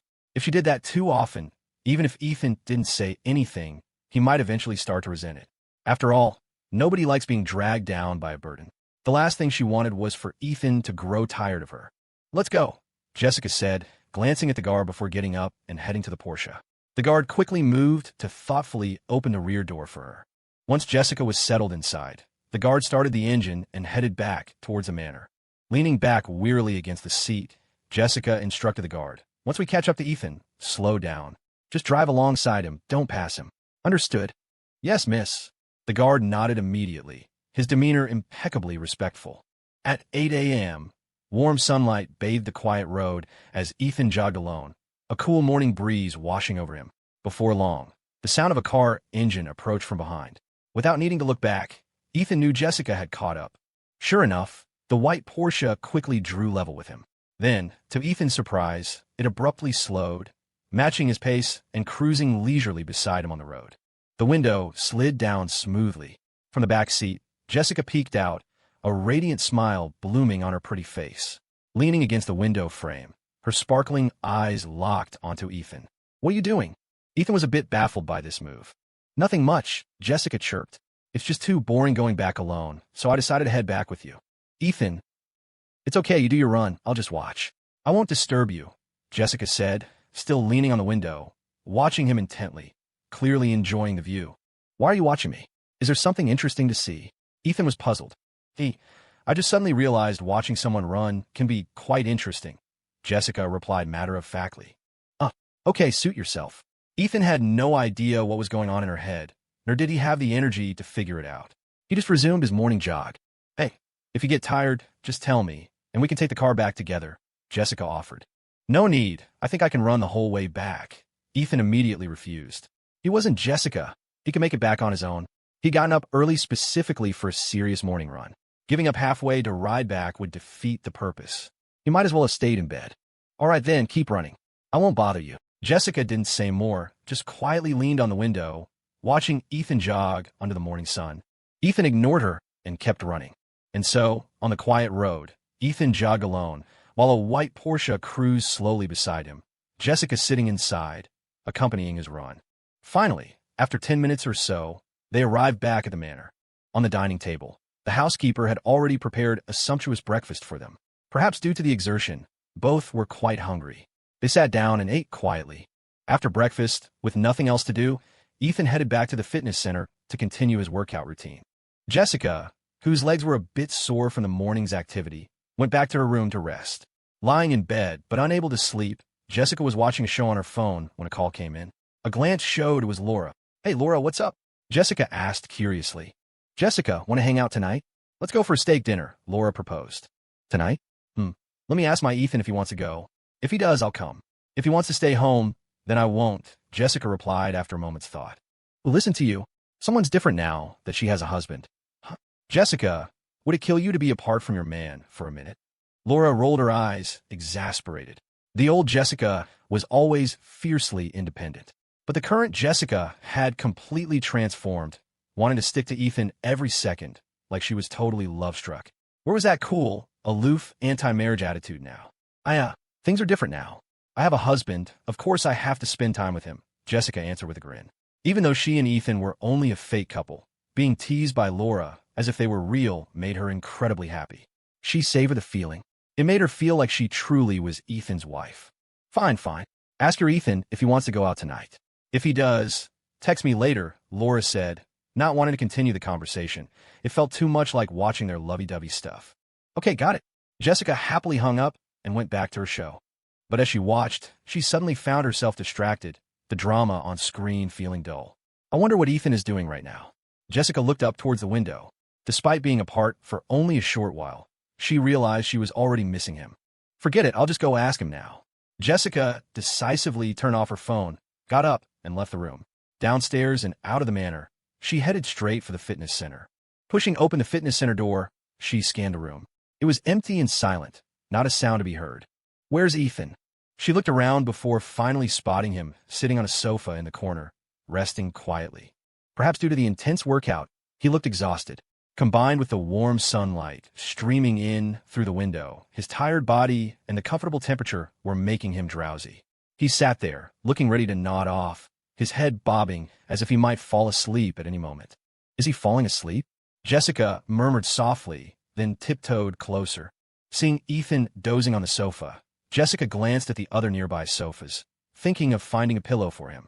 Suddenly, Ethan's body swayed more drastically, looking like he would slump over any second. Seeing him about to fall sideways, Jessica didn't have time to think. She quickly moved forward and sat down beside him. Then, she offered her shoulder. The next moment, Ethan's head came to rest right on it. In that instant, Jessica held her breath, feeling as if the entire world had frozen. It felt like only she and Ethan existed. She could feel her heartbeat uncontrollably accelerating, making her body tense up, afraid to move even slightly. She worried that the smallest movement might wake him.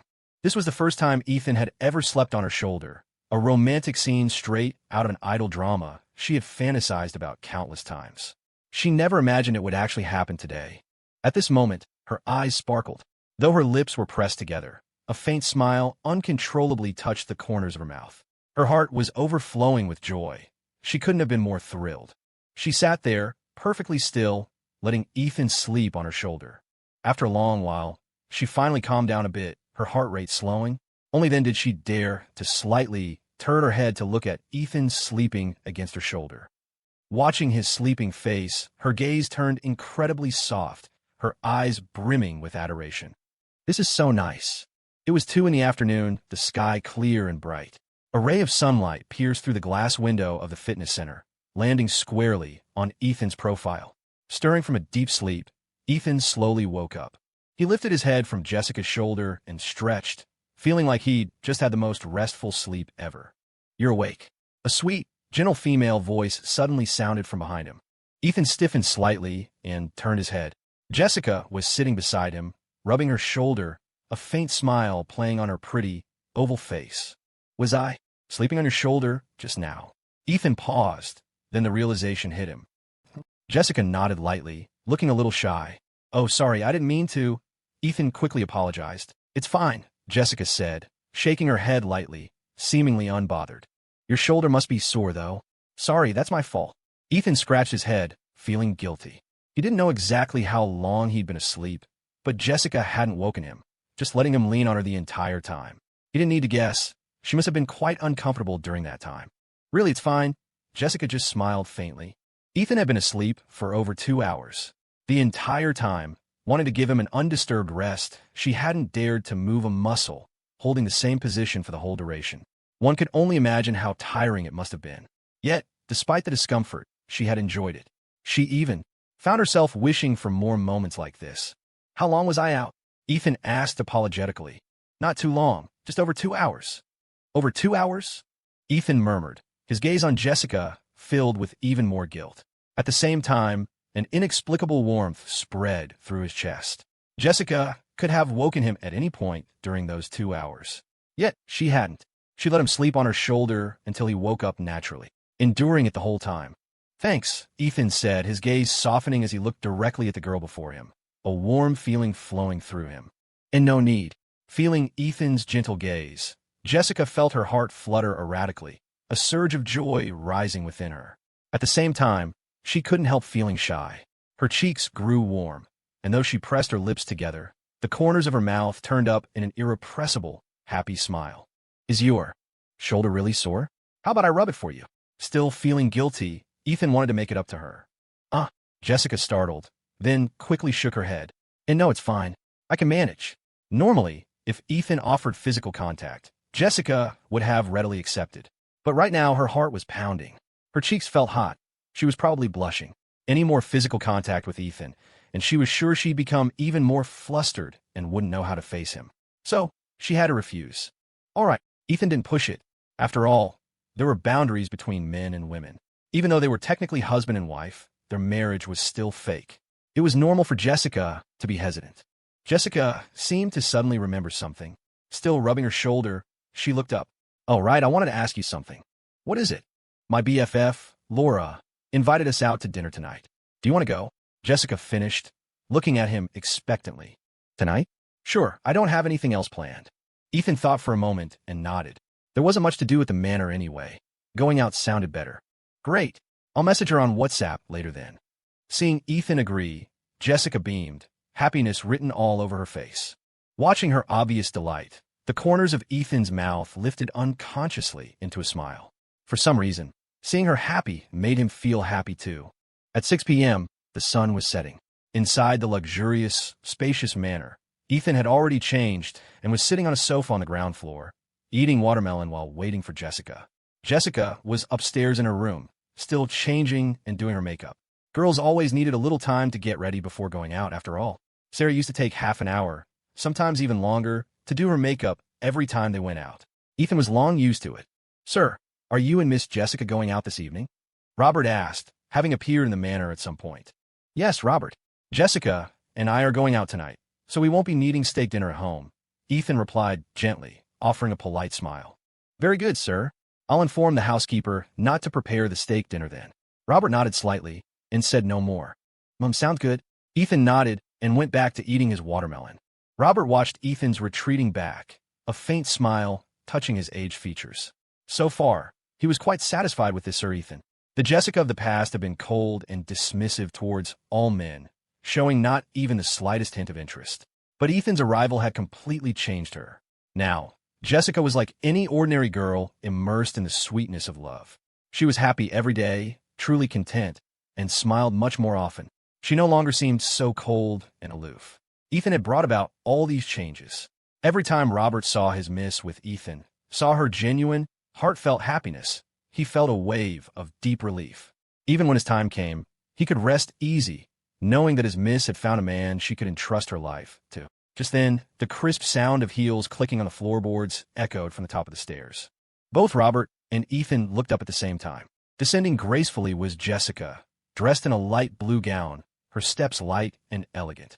With her makeup done, Jessica looked absolutely breathtaking. Her already delicate and pretty features, set in her lovely oval face, were enhanced by the makeup, making her look even more exquisitely beautiful, radiant, and captivating. The light blue gown perfectly accentuated her graceful figure. Standing there, she exuded an air of elegance and sophistication. A single glance was enough to take one's breath away. Looking at Jessica, who was almost unbelievably beautiful, Ethan had to admit that every single time he saw her, he was stunned by her looks. Every single time. "How do I look?" Jessica stood charmingly before Ethan, her big, sparkling eyes full of expectation. She'd spent so long getting ready, wanted to look her absolute best for him. His opinion mattered a great deal to her. Fishing for compliments? If you're not beautiful, who is? Ethan shook his head with a hint of resignation, speaking his honest thoughts. Hee. A delighted smile spread across Jessica's face, her happiness evident. "Okay, hubby, let's go." She beamed, walking up and linking her arm firmly through Ethan's, heading straight for the door. Ethan felt it again, that soft, inescapable pressure against his side, though by now he was gradually getting used to it. "Robert, we're heading out," Jessica called out with a smile as they passed him, arm in arm. Ethan gave Robert a polite nod in greeting. "All right, miss, sir. Take care," Robert replied, a fond smile touching his aged face as he watched the young couple leave. Meanwhile, at Green Valley Memorial Hospital, Sarah walked out of the hospital, the smell of antiseptic clinging to her, and headed to the parking garage. Once inside her car, she collapsed into the seat utterly exhausted. Getting her father admitted today had drained her completely.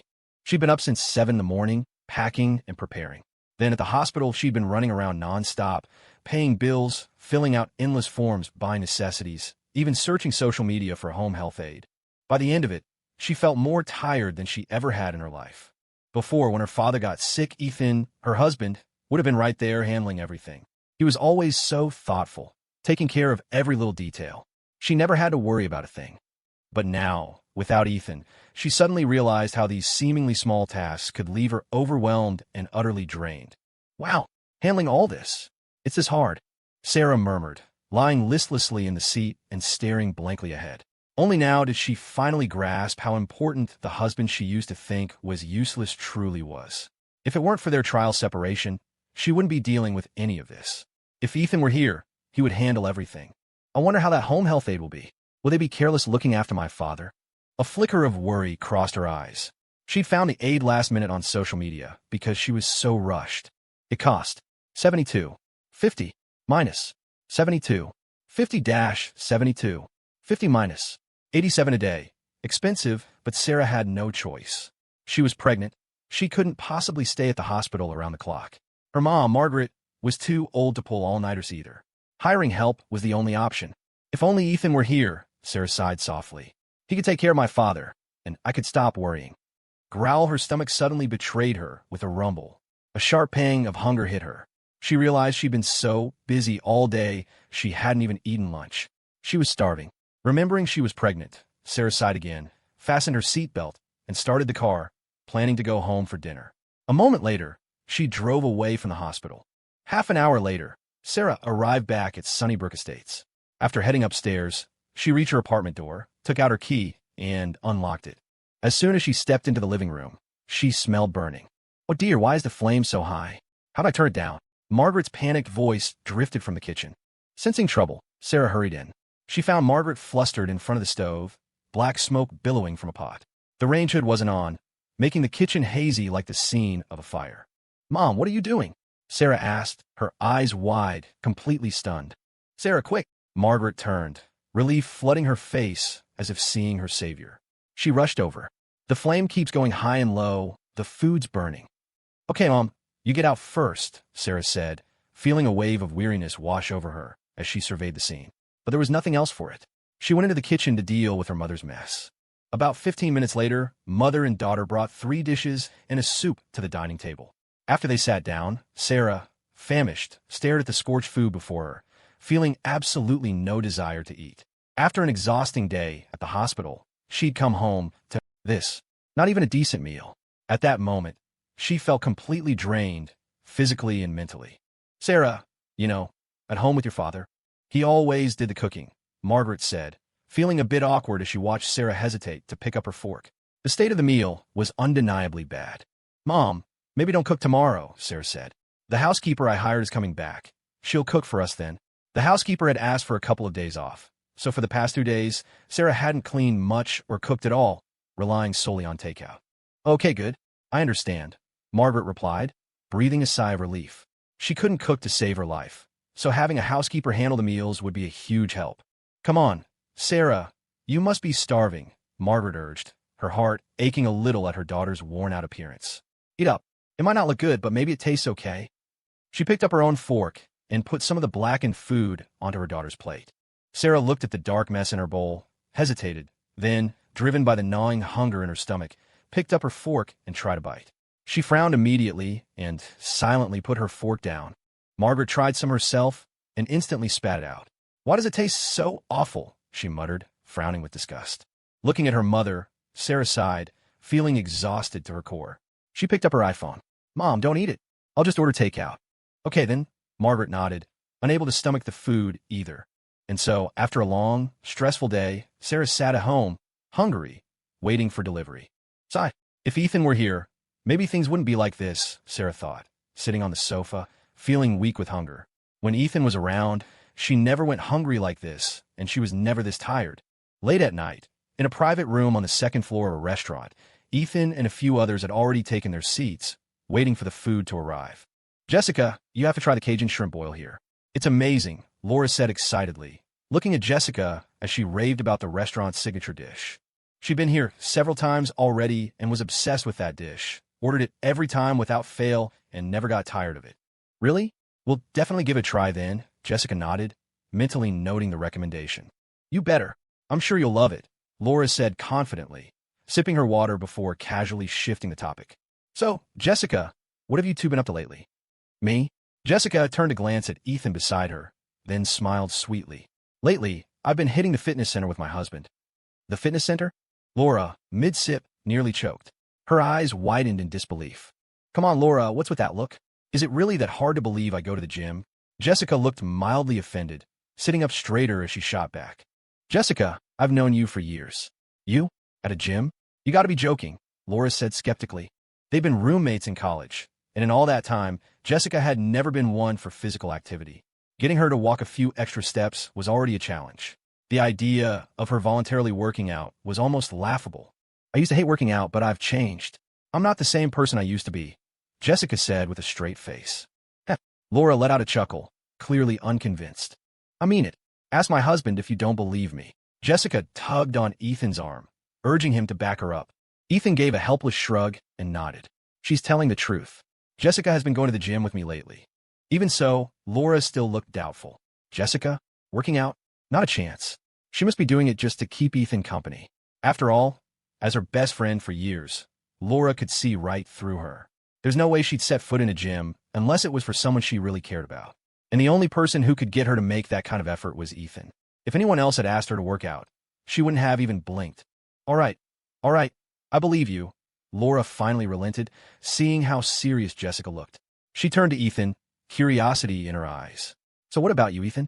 Why'd you suddenly start working out? You're already in pretty good shape. Me? Ethan chuckled. Nothing major. I just had too much free time and figured I should find something to do. Ah, got it, Laura nodded. Then, out of the corner of her eye, she glanced at Daniel sitting beside her, and her mood instantly shifted. Ethan looked that good and still hit the gym. Meanwhile, her own boyfriend was constantly tired and barely moved. The difference between the two was just too stark. She shot Daniel a look and scolded. Daniel, look at Ethan. Even he makes time to work out. Why can't you do the same? Daniel was completely caught off guard. How did this conversation suddenly turn on him? Scratching his head, he said, Come on, Laura. You know I have work. I don't exactly have the time to hit the gym. Oh, please. You work 8 hours a day, tops.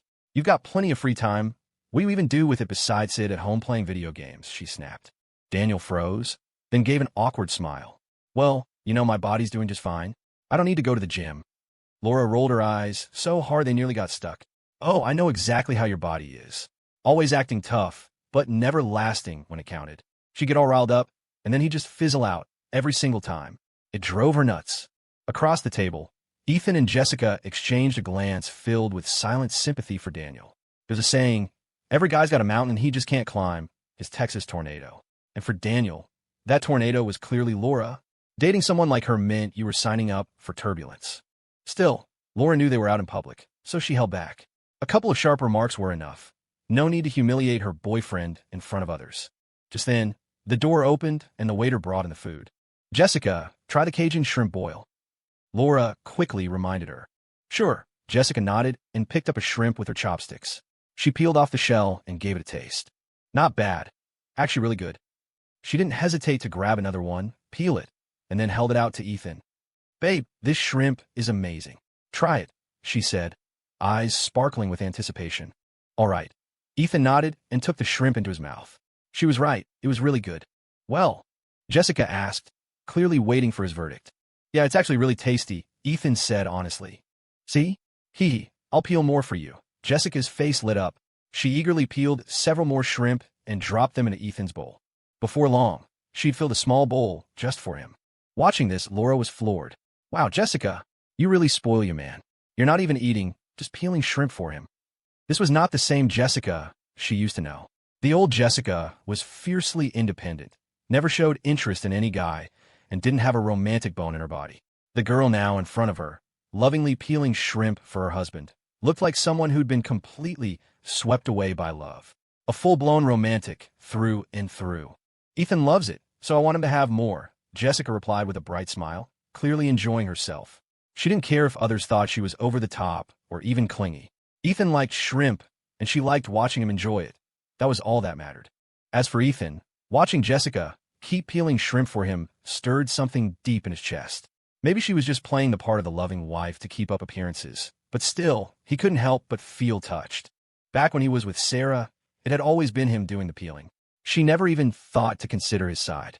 But now, with the roles reversed, there was something unexpectedly moving about it. At that moment, Daniel, who was peeling shrimp for Laura, saw this and felt a pang of envy so sharp he could practically grind his teeth to dust. Damn it, they were both men. Why was the difference in treatment so huge? Fine, his girlfriend wasn't as pretty as Ethan's. He could accept she wasn't as rich either. But the key thing was, she wasn't nearly as considerate. Daniel looked at Ethan, feeling incredibly envious. He couldn't help but imagine switching places. If his Laura peeled shrimp for him, he'd probably be moved to tears. All right, stop peeling shrimp. You eat too. Seeing Jessica showed no signs of stopping, Ethan gently stopped her and pushed the bowl of shrimp she had peeled in front of her. No, I peel these for you. Jessica shook her head, slightly unhappy. This was a gesture of her affection for Ethan. How could she eat them herself? Here, open up. Ethan didn't care about that. He immediately picked up a shrimp with his chopsticks and brought it directly to her lips. Feeling Ethan's gentle assertiveness, Jessica felt an unexpected flutter of joy in her heart. At the same time, she felt Laura's and Daniel's eyes on them.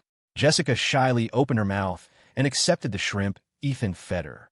Even though they were a fake couple, Ethan acting so affectionate towards her in front of others still made her very happy. TSK. All right, you two. That's enough. I came here to eat dinner, not to watch your public display of affection.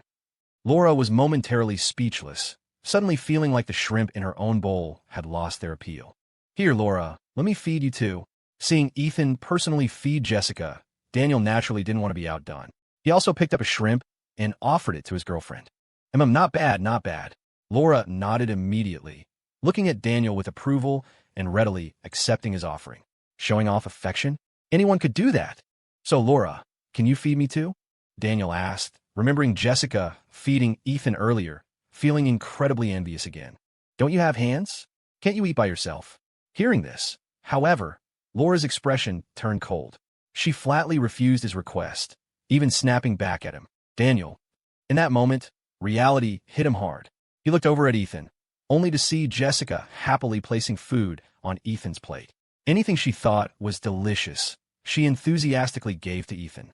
Damn it, we're both men. How come you get such a wonderful girlfriend? Daniel felt a surge of unfairness and was extremely envious of Ethan. Half an hour later, they had mostly finished their meal.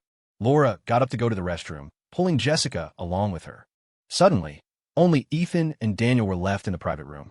Brother Ethan, how on earth do you handle your girlfriend? Please, teach me. I'm begging you. Daniel asked with utmost sincerity. He desperately wanted to overcome his own relationship hurdles. He wished he could be like Ethan, with a girlfriend who was gentle, attentive, and doting. Ethan was momentarily stumped.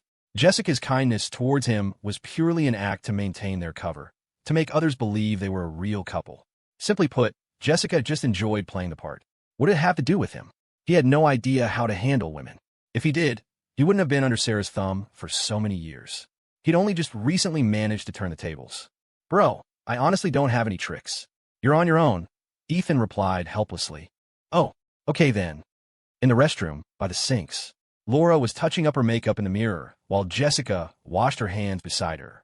Jessica, how far have things progressed with your Ethan? Laura asked curiously.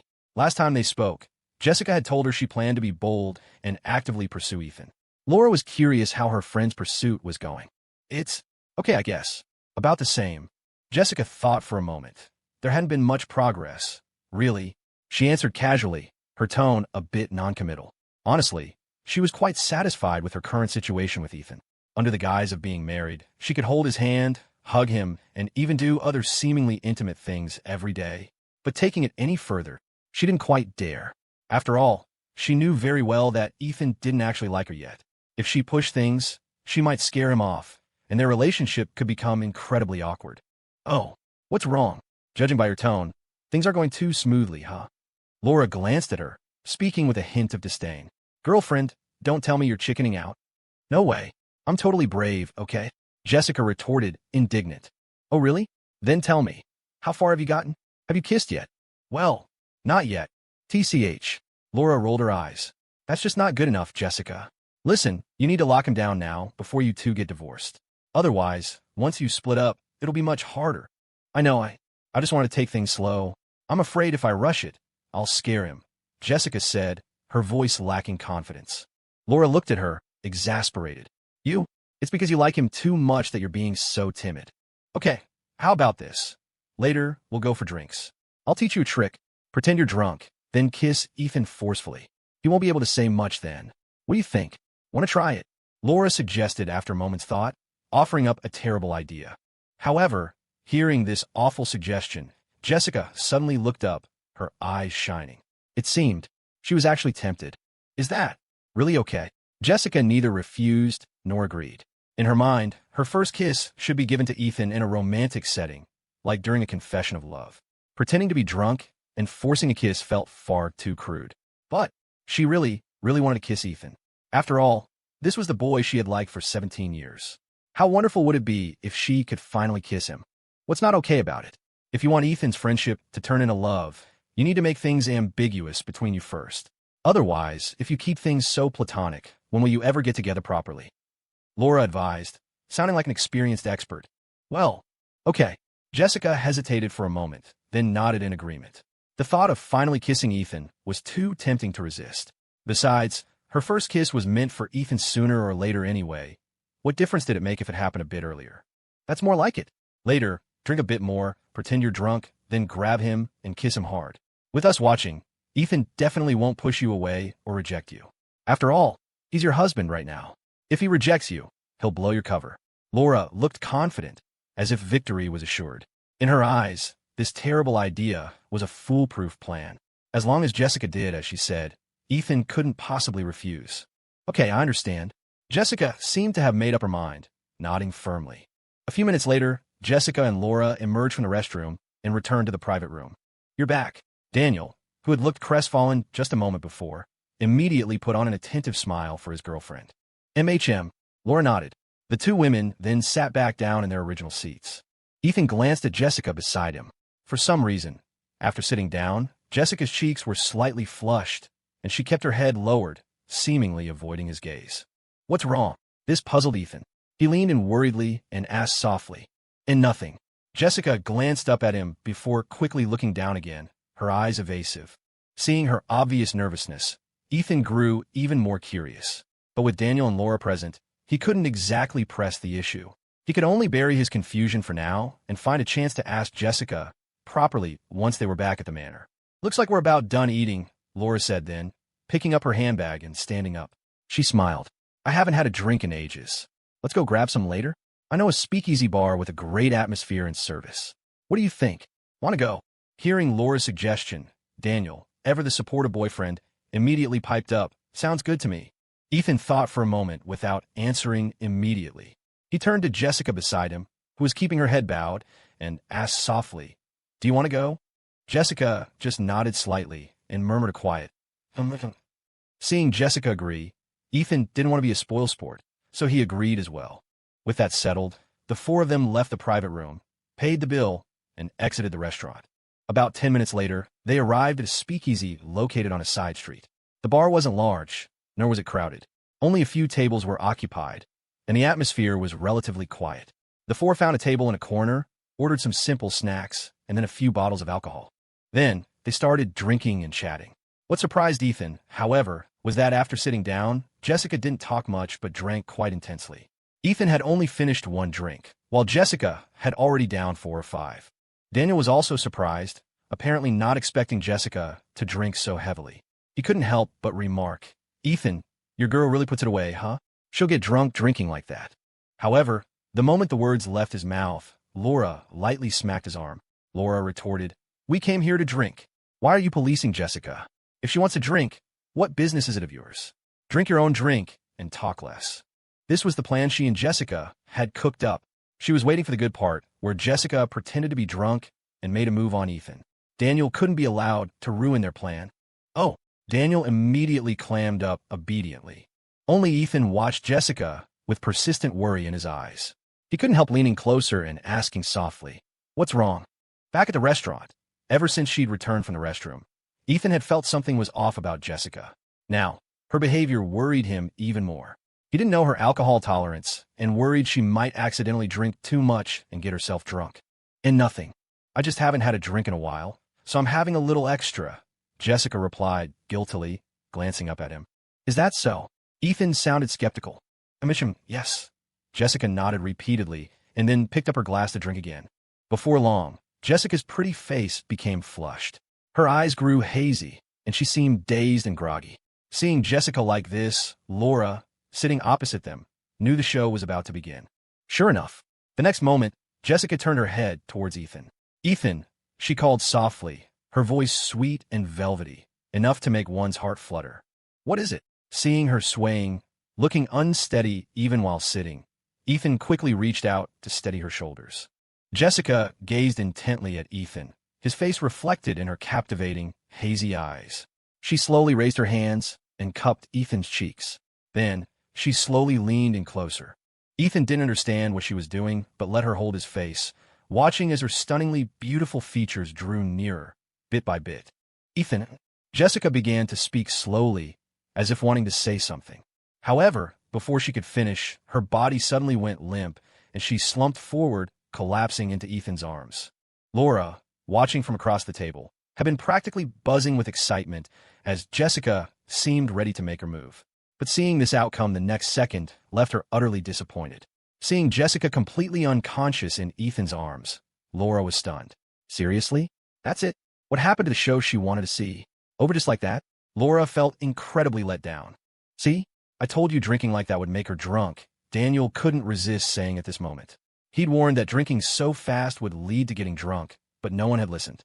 Now that his prediction had come true, he couldn't help feeling a little smug. Shut up. Just talk less. Hearing him, Laura, already annoyed, shot him a fierce glare. Daniel flinched slightly and wisely shut his mouth. Ethan looked down at the unconscious Jessica in his arms and shook his head helplessly.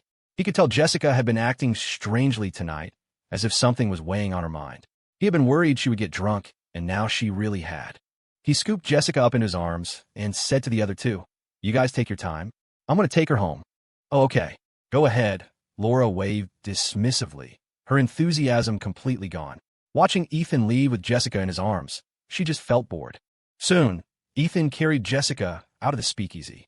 Fortunately, Ethan knew he had to drive, so he hadn't drunk any alcohol at the bar, sticking to juice instead. He carefully placed Jessica in the passenger seat and fastened her seatbelt before closing the door. Then, he got into the driver's seat and started the car, heading towards the manor. Worried that driving too fast might make Jessica uncomfortable, Ethan kept the speed low and drove smoothly the entire way. Finally, half an hour later, they arrived back at the manor. "Sir, Miss Jessica." Hearing the commotion outside, Robert Lewis emerged from the manor. When he saw Ethan lifting Jessica out of the passenger seat, an expression of concern immediately crossed his aged face. "Robert, she's all right, just drunk," Ethan explained quickly, then carried Jessica's soft form swiftly into the manor. "Ah, is that so? Good," Robert nodded, relieved. Ethan carried Jessica straight up to the second floor and into her room, gently placing her onto the large, soft bed. Seeing her lying there, Ethan finally let out a long sigh of relief. He then bent down, slipped off Jessica's shoes, and pulled the covers up, tucking her in gently. "Is she sweating?" As he was covering her, Ethan suddenly noticed a fine sheen of sweat on Jessica's face. Perhaps it was the heat, combined with the alcohol. That must be why she was sweating. Ethan thought for a moment, then went to the bathroom and fetched a basin of warm water. He soaked a towel, wrung it out, then knelt beside the bed and began to gently wipe the sweat from her face. His movements were careful and light, afraid of disturbing or hurting her. Gazing at the exquisite, beautiful face presented before him, so close. Her lovely oval face, the upturned lashes, the straight, delicate nose, the soft pink, cherry-like lips. Every feature was so refined and delicate. Flawlessly beautiful. As Ethan wiped her face, he found himself momentarily lost in thought. Jessica truly was beautiful. Although he'd known her for many years, and they had been pretending to be husband and wife for some time now, Ethan had never stared at her from this close before. He gazed absently for a long while. It wasn't until a night breeze blew in through the window that he snapped back to reality. Taking a deep breath, he continued wiping the sweat from Jessica's face with the towel. "Sigh, I wonder which lucky guy will end up with such a beautiful valley girl. Ethan couldn't help but murmur. He knew very well that he and Jessica were only in a trial separation. Once Jessica received her inheritance, they would go their separate ways. Ethan was self-aware enough to know he wasn't good enough for Jessica, so he never dared to harbor any illusions about her. Yet, the thought of such a gorgeous valley girl marrying someone else still left a sour taste in his mouth. He couldn't help feeling a little envious of Jessica's future husband. Ethan, what are you thinking? You're just a divorced man with no money, no house, and no prospects. A valley girl like Jessica isn't someone you should be thinking about. Ethan couldn't help but remind himself, realizing he seemed to be developing inappropriate feelings for Jessica. Their relationship was just a transaction. These thoughts shouldn't exist. Ethan shook his head, forcefully banishing those thoughts. Ethan, Jessica trusts your character so much, you absolutely cannot have any ideas about her, he admonished himself again. Finally calming down, he focused solely on gently wiping her face. After a few moments, Ethan had finally wiped Jessica's small face clean. Knock, knock. Just then a knock sounded at the door. Who is it? Ethan looked up towards the door. Sir, it's me. Robert Lewis asked me to make some sobering soup for Miss Jessica. I've brought it up. The housekeeper's respectful voice came from outside. Come in. The door's unlocked, Ethan replied. The next moment, the housekeeper entered, carrying a bowl of sobering soup. Just give the soup to me. You can go, Ethan said, taking the bowl from her. Yes, sir. The housekeeper nodded, turned, left the room, and gently closed the door behind her. Once the housekeeper had left, Ethan sat down on the edge of the bed.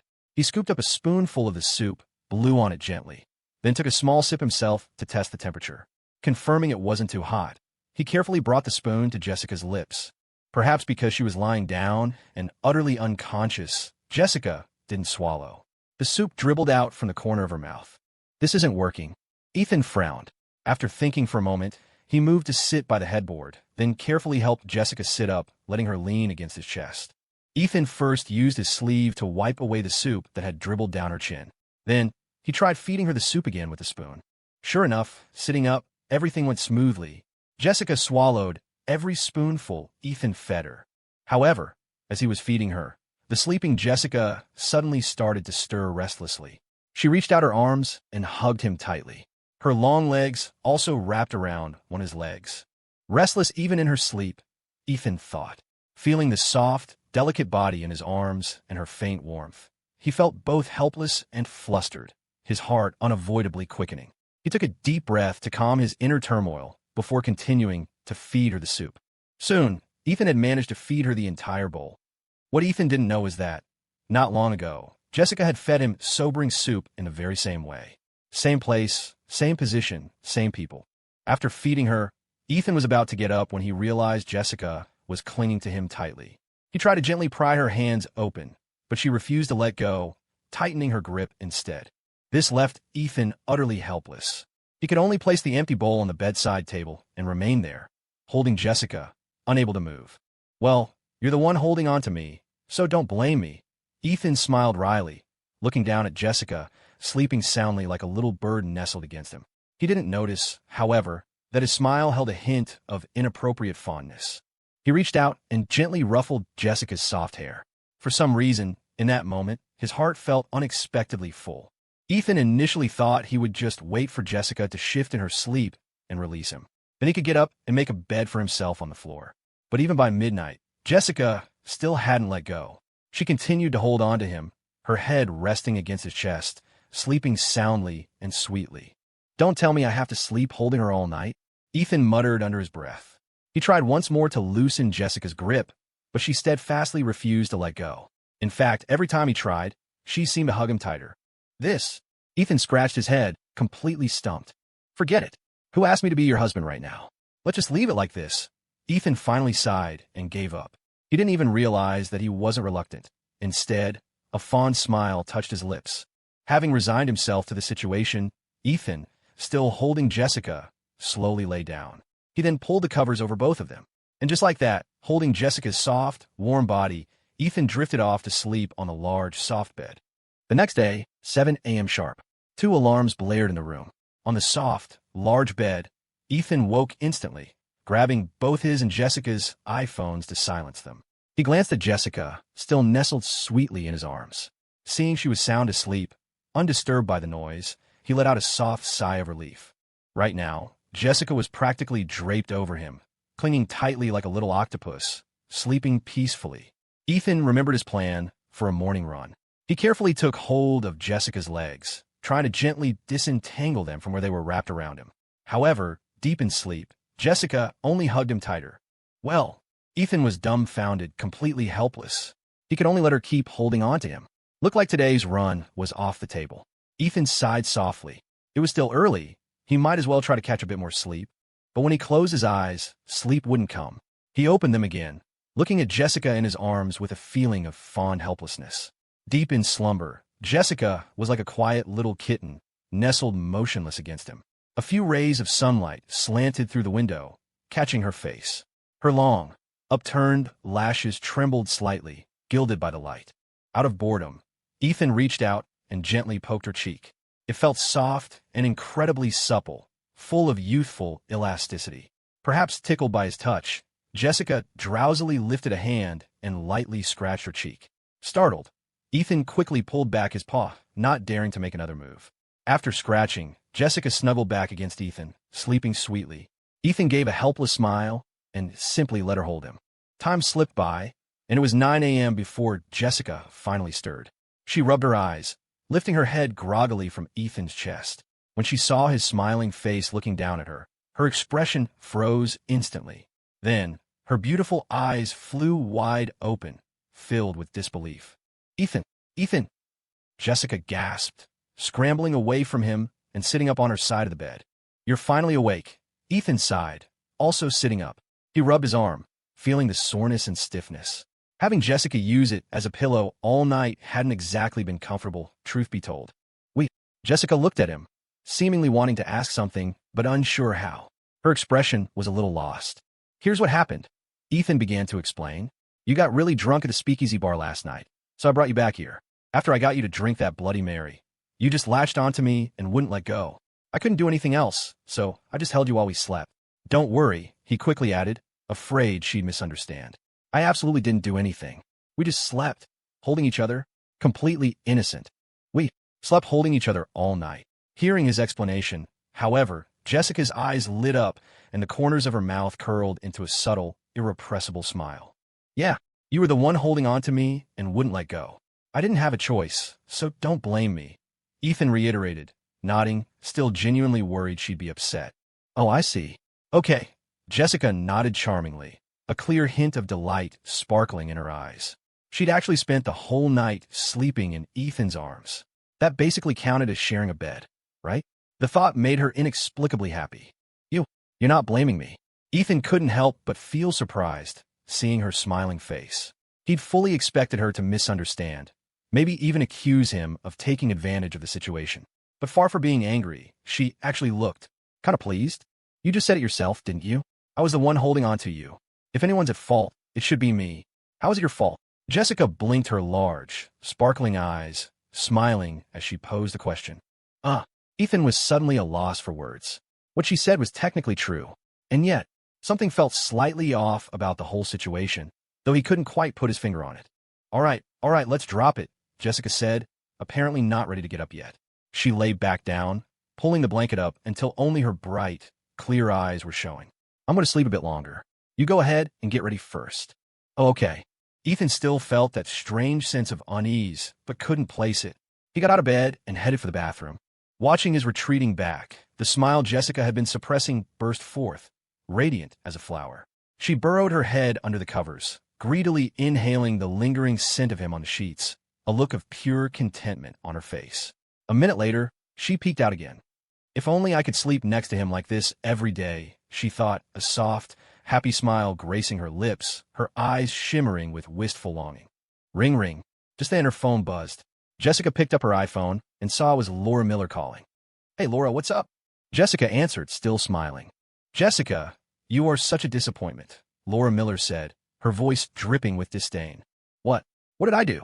Jessica was completely baffled, feeling a bit dazed to be met with scorn right after waking up. Laura Miller continued. Jessica, we agreed last night you were going to pretend to be drunk. How could you actually get hammered? I was waiting for you to make your move and kiss Ethan. What on earth did you end up doing instead? Laura sounded thoroughly exasperated, like scolding a hopeless case. Hearing Laura's words, Jessica's mind suddenly flashed back to the previous night's events. Right? She was supposed to pretend to be drunk and then kiss Ethan, but she'd actually gotten drunk for real. And then, she blacked out. Realizing this, Jessica couldn't help but feel a wave of regret. She'd missed her chance to kiss Ethan. It felt like losing out on a winning lottery ticket. Laura, please stop, Jessica mumbled, her head drooping with remorse. I really didn't mean to get that drunk. Whatever. I can't even be bothered scolding you, Laura sighed. Honestly, Jess, you'll just have to find another opportunity. Oh, okay, right, I'm hanging up. Talk soon. After ending the call, Jessica lay back on the bed, staring blankly at the ceiling, feeling utterly deflated. Jessica, you are such a valley girl, she chided herself silently, feeling deeply disappointed. She had been so close to kissing Ethan, and then, right at the crucial moment, she'd completely fumbled it. But, she thought, trying to console herself, even if I didn't get the kiss, I did get to sleep next to him all night. That thought made her feel slightly better, easing the sting of disappointment. Although the kiss plan had failed spectacularly, maybe it was a blessing in disguise? She'd ended up sharing a bed with Ethan for the whole night. Seemed like, not entirely a loss, perhaps. Over the next 2 weeks, Ethan went for a run every morning. Naturally, Jessica accompanied him every time. And, of course, whenever she ran with Ethan, she wore her hair in a high ponytail. Only because Ethan had once said she looked good with it that way. Besides the morning runs, Ethan also hit the fitness center every day, disciplined in his workouts. After these days of exercise, he could clearly feel his physical condition improving significantly. His 8-pack abs and chest muscles were gradually becoming defined, especially after each workout. When his sweat-soaked clothes clung tightly to his skin, his abs and pecs stood out even more. This made Jessica, who always accompanied Ethan during his workouts, find it hard to look away, practically drooling over his muscles. Meanwhile, at Sunnybrook Estates, Sarah's father was discharged from the hospital, and the family of 3 returned home. In the living room, Sarah collapsed onto the sofa the moment she got home, her face etched with deep exhaustion. These past 2 weeks, caring for her father who had surgery in the hospital, Sarah had been running herself ragged, utterly exhausted. It had completely worn her out. She felt like she'd never been this tired in her life. Right now, she felt completely drained of energy.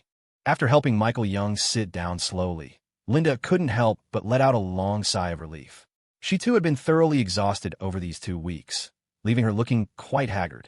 Sarah, the doctor said your father needs plenty of rest now. Your father and I discussed it, and we'll head back to our place tomorrow, Linda said, looking at Sarah slumped on the sofa. After a moment's hesitation, she continued earnestly. As for you and Ethan, we've thought about it. You really should go talk to him properly, try to get back together. Thinking about it now, Ethan, he was actually quite good, wasn't he? These past 2 weeks at the hospital, without him there looking after your father, look how exhausted we all became. During the 2 weeks Michael Young was hospitalized, Linda and Sarah were frantic, mentally and physically drained. They spent every day rushing around the hospital, at his beck and call, leaving both mother and daughter utterly worn out. When Ethan was around, with him taking care of everything, they didn't have to worry about a thing. Ethan handled it all perfectly. But now that Ethan was gone, they finally realized just how important that son-in-law they once deemed useless actually was. Mom, I already want to see him. He doesn't want to get back together, Sarah said, looking at her mother, pouting slightly with a look of grievance. She had taken the initiative to find Ethan before, but his attitude had been too firm. He showed no intention of reconciling. Honestly, during the 2 weeks her father was in the hospital, she had also been exhausted to death. They had finally hired a home health aide, but that aide had zero work ethic, sleeping soundly through the night and completely ignoring her father. The aide even managed to spill hot water on the bed when getting some for her father, scalding Michael Young badly enough to make him curse out loud. Left with no choice, she had to fire the home health aide, and then she and her mother took turns caring for Michael Young. As a pregnant woman, taking care of her father in the hospital every day had absolutely devastated her. Every time she felt exhausted, she couldn't help but think of Ethan. She couldn't stop wondering how good it would be if Ethan were there. But alas, it was just wishful thinking. Linda wasn't faring much better. At her age, her energy was naturally lower, and being less adept, taking care of Michael Young alone proved incredibly difficult for her. Now, they finally understood Ethan's importance as a son-in-law. If Ethan were there, they wouldn't be so tired, nor would they have so much to worry about. Daughter, you need to talk to him properly. If not for yourself, think about the biracial baby in your belly. Otherwise, once the baby is born, how will you support it on your own? Michael Young said, looking at his daughter with a sigh. During these 2 weeks in the hospital, he too had realized Ethan's importance. Whenever he was hospitalized before, Ethan always took excellent care of him. But without Ethan, every day in the hospital had been an ordeal, especially that home health aide who had infuriated him. Just thinking about it now made him want to curse again. If Ethan had been there, none of those mishaps would have happened. Dad, Mom, what if I go to Ethan and he still refuses to get back together with me? What should I do then? Sarah asked, looking helplessly at her parents. Daughter, just talk to him properly this time. Control your temper a bit. He should listen to you. That's right, Sarah. Talk to him nicely. If you have to, apologize to him. You're pregnant. I don't believe he can really be that heartless. Well, okay. Sarah looked at her parents and finally agreed. She was genuinely panicking now. If Ethan didn't take her back, what would she do once the biracial baby was born? She didn't have a job and didn't have much money left. Without Ethan supporting her, how could she maintain her previous socialite lifestyle? Daughter, just talk to him. Ethan wasn't an unreasonable person before. He loved you so much, he'll definitely agree to reconcile. Michael Young continued to reassure his daughter. He admitted that the old Sarah had been a bit willful and demanding, with a rather bad temper. But even so, Ethan had always tolerated Sarah, always doted on her. It showed just how much Ethan loved Sarah. Therefore, he had reason to believe that as long as his daughter humbled herself and admitted her mistakes to Ethan, Ethan would surely take her back.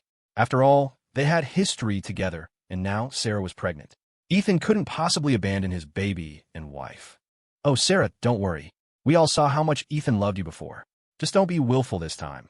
Admit you were wrong, and he'll definitely consider getting back together, Linda said, her thoughts echoing her husband Michael Young's. Previously, to marry their daughter, Ethan had practically moved heaven and earth, borrowing money left and right, just to make the marriage happen. Ethan had gone to such great lengths just to marry their daughter. It showed how deep his feelings for her were. Now Sarah was carrying Ethan's biracial baby. There was no reason for Ethan not to reconcile. Dad, Mom, I know. Don't worry, I'll talk to Ethan properly. Sarah made up her mind, clenching her teeth silently. This time, she had to get back together with Ethan, no matter what. Whatever Ethan said, she absolutely wouldn't lose her temper again.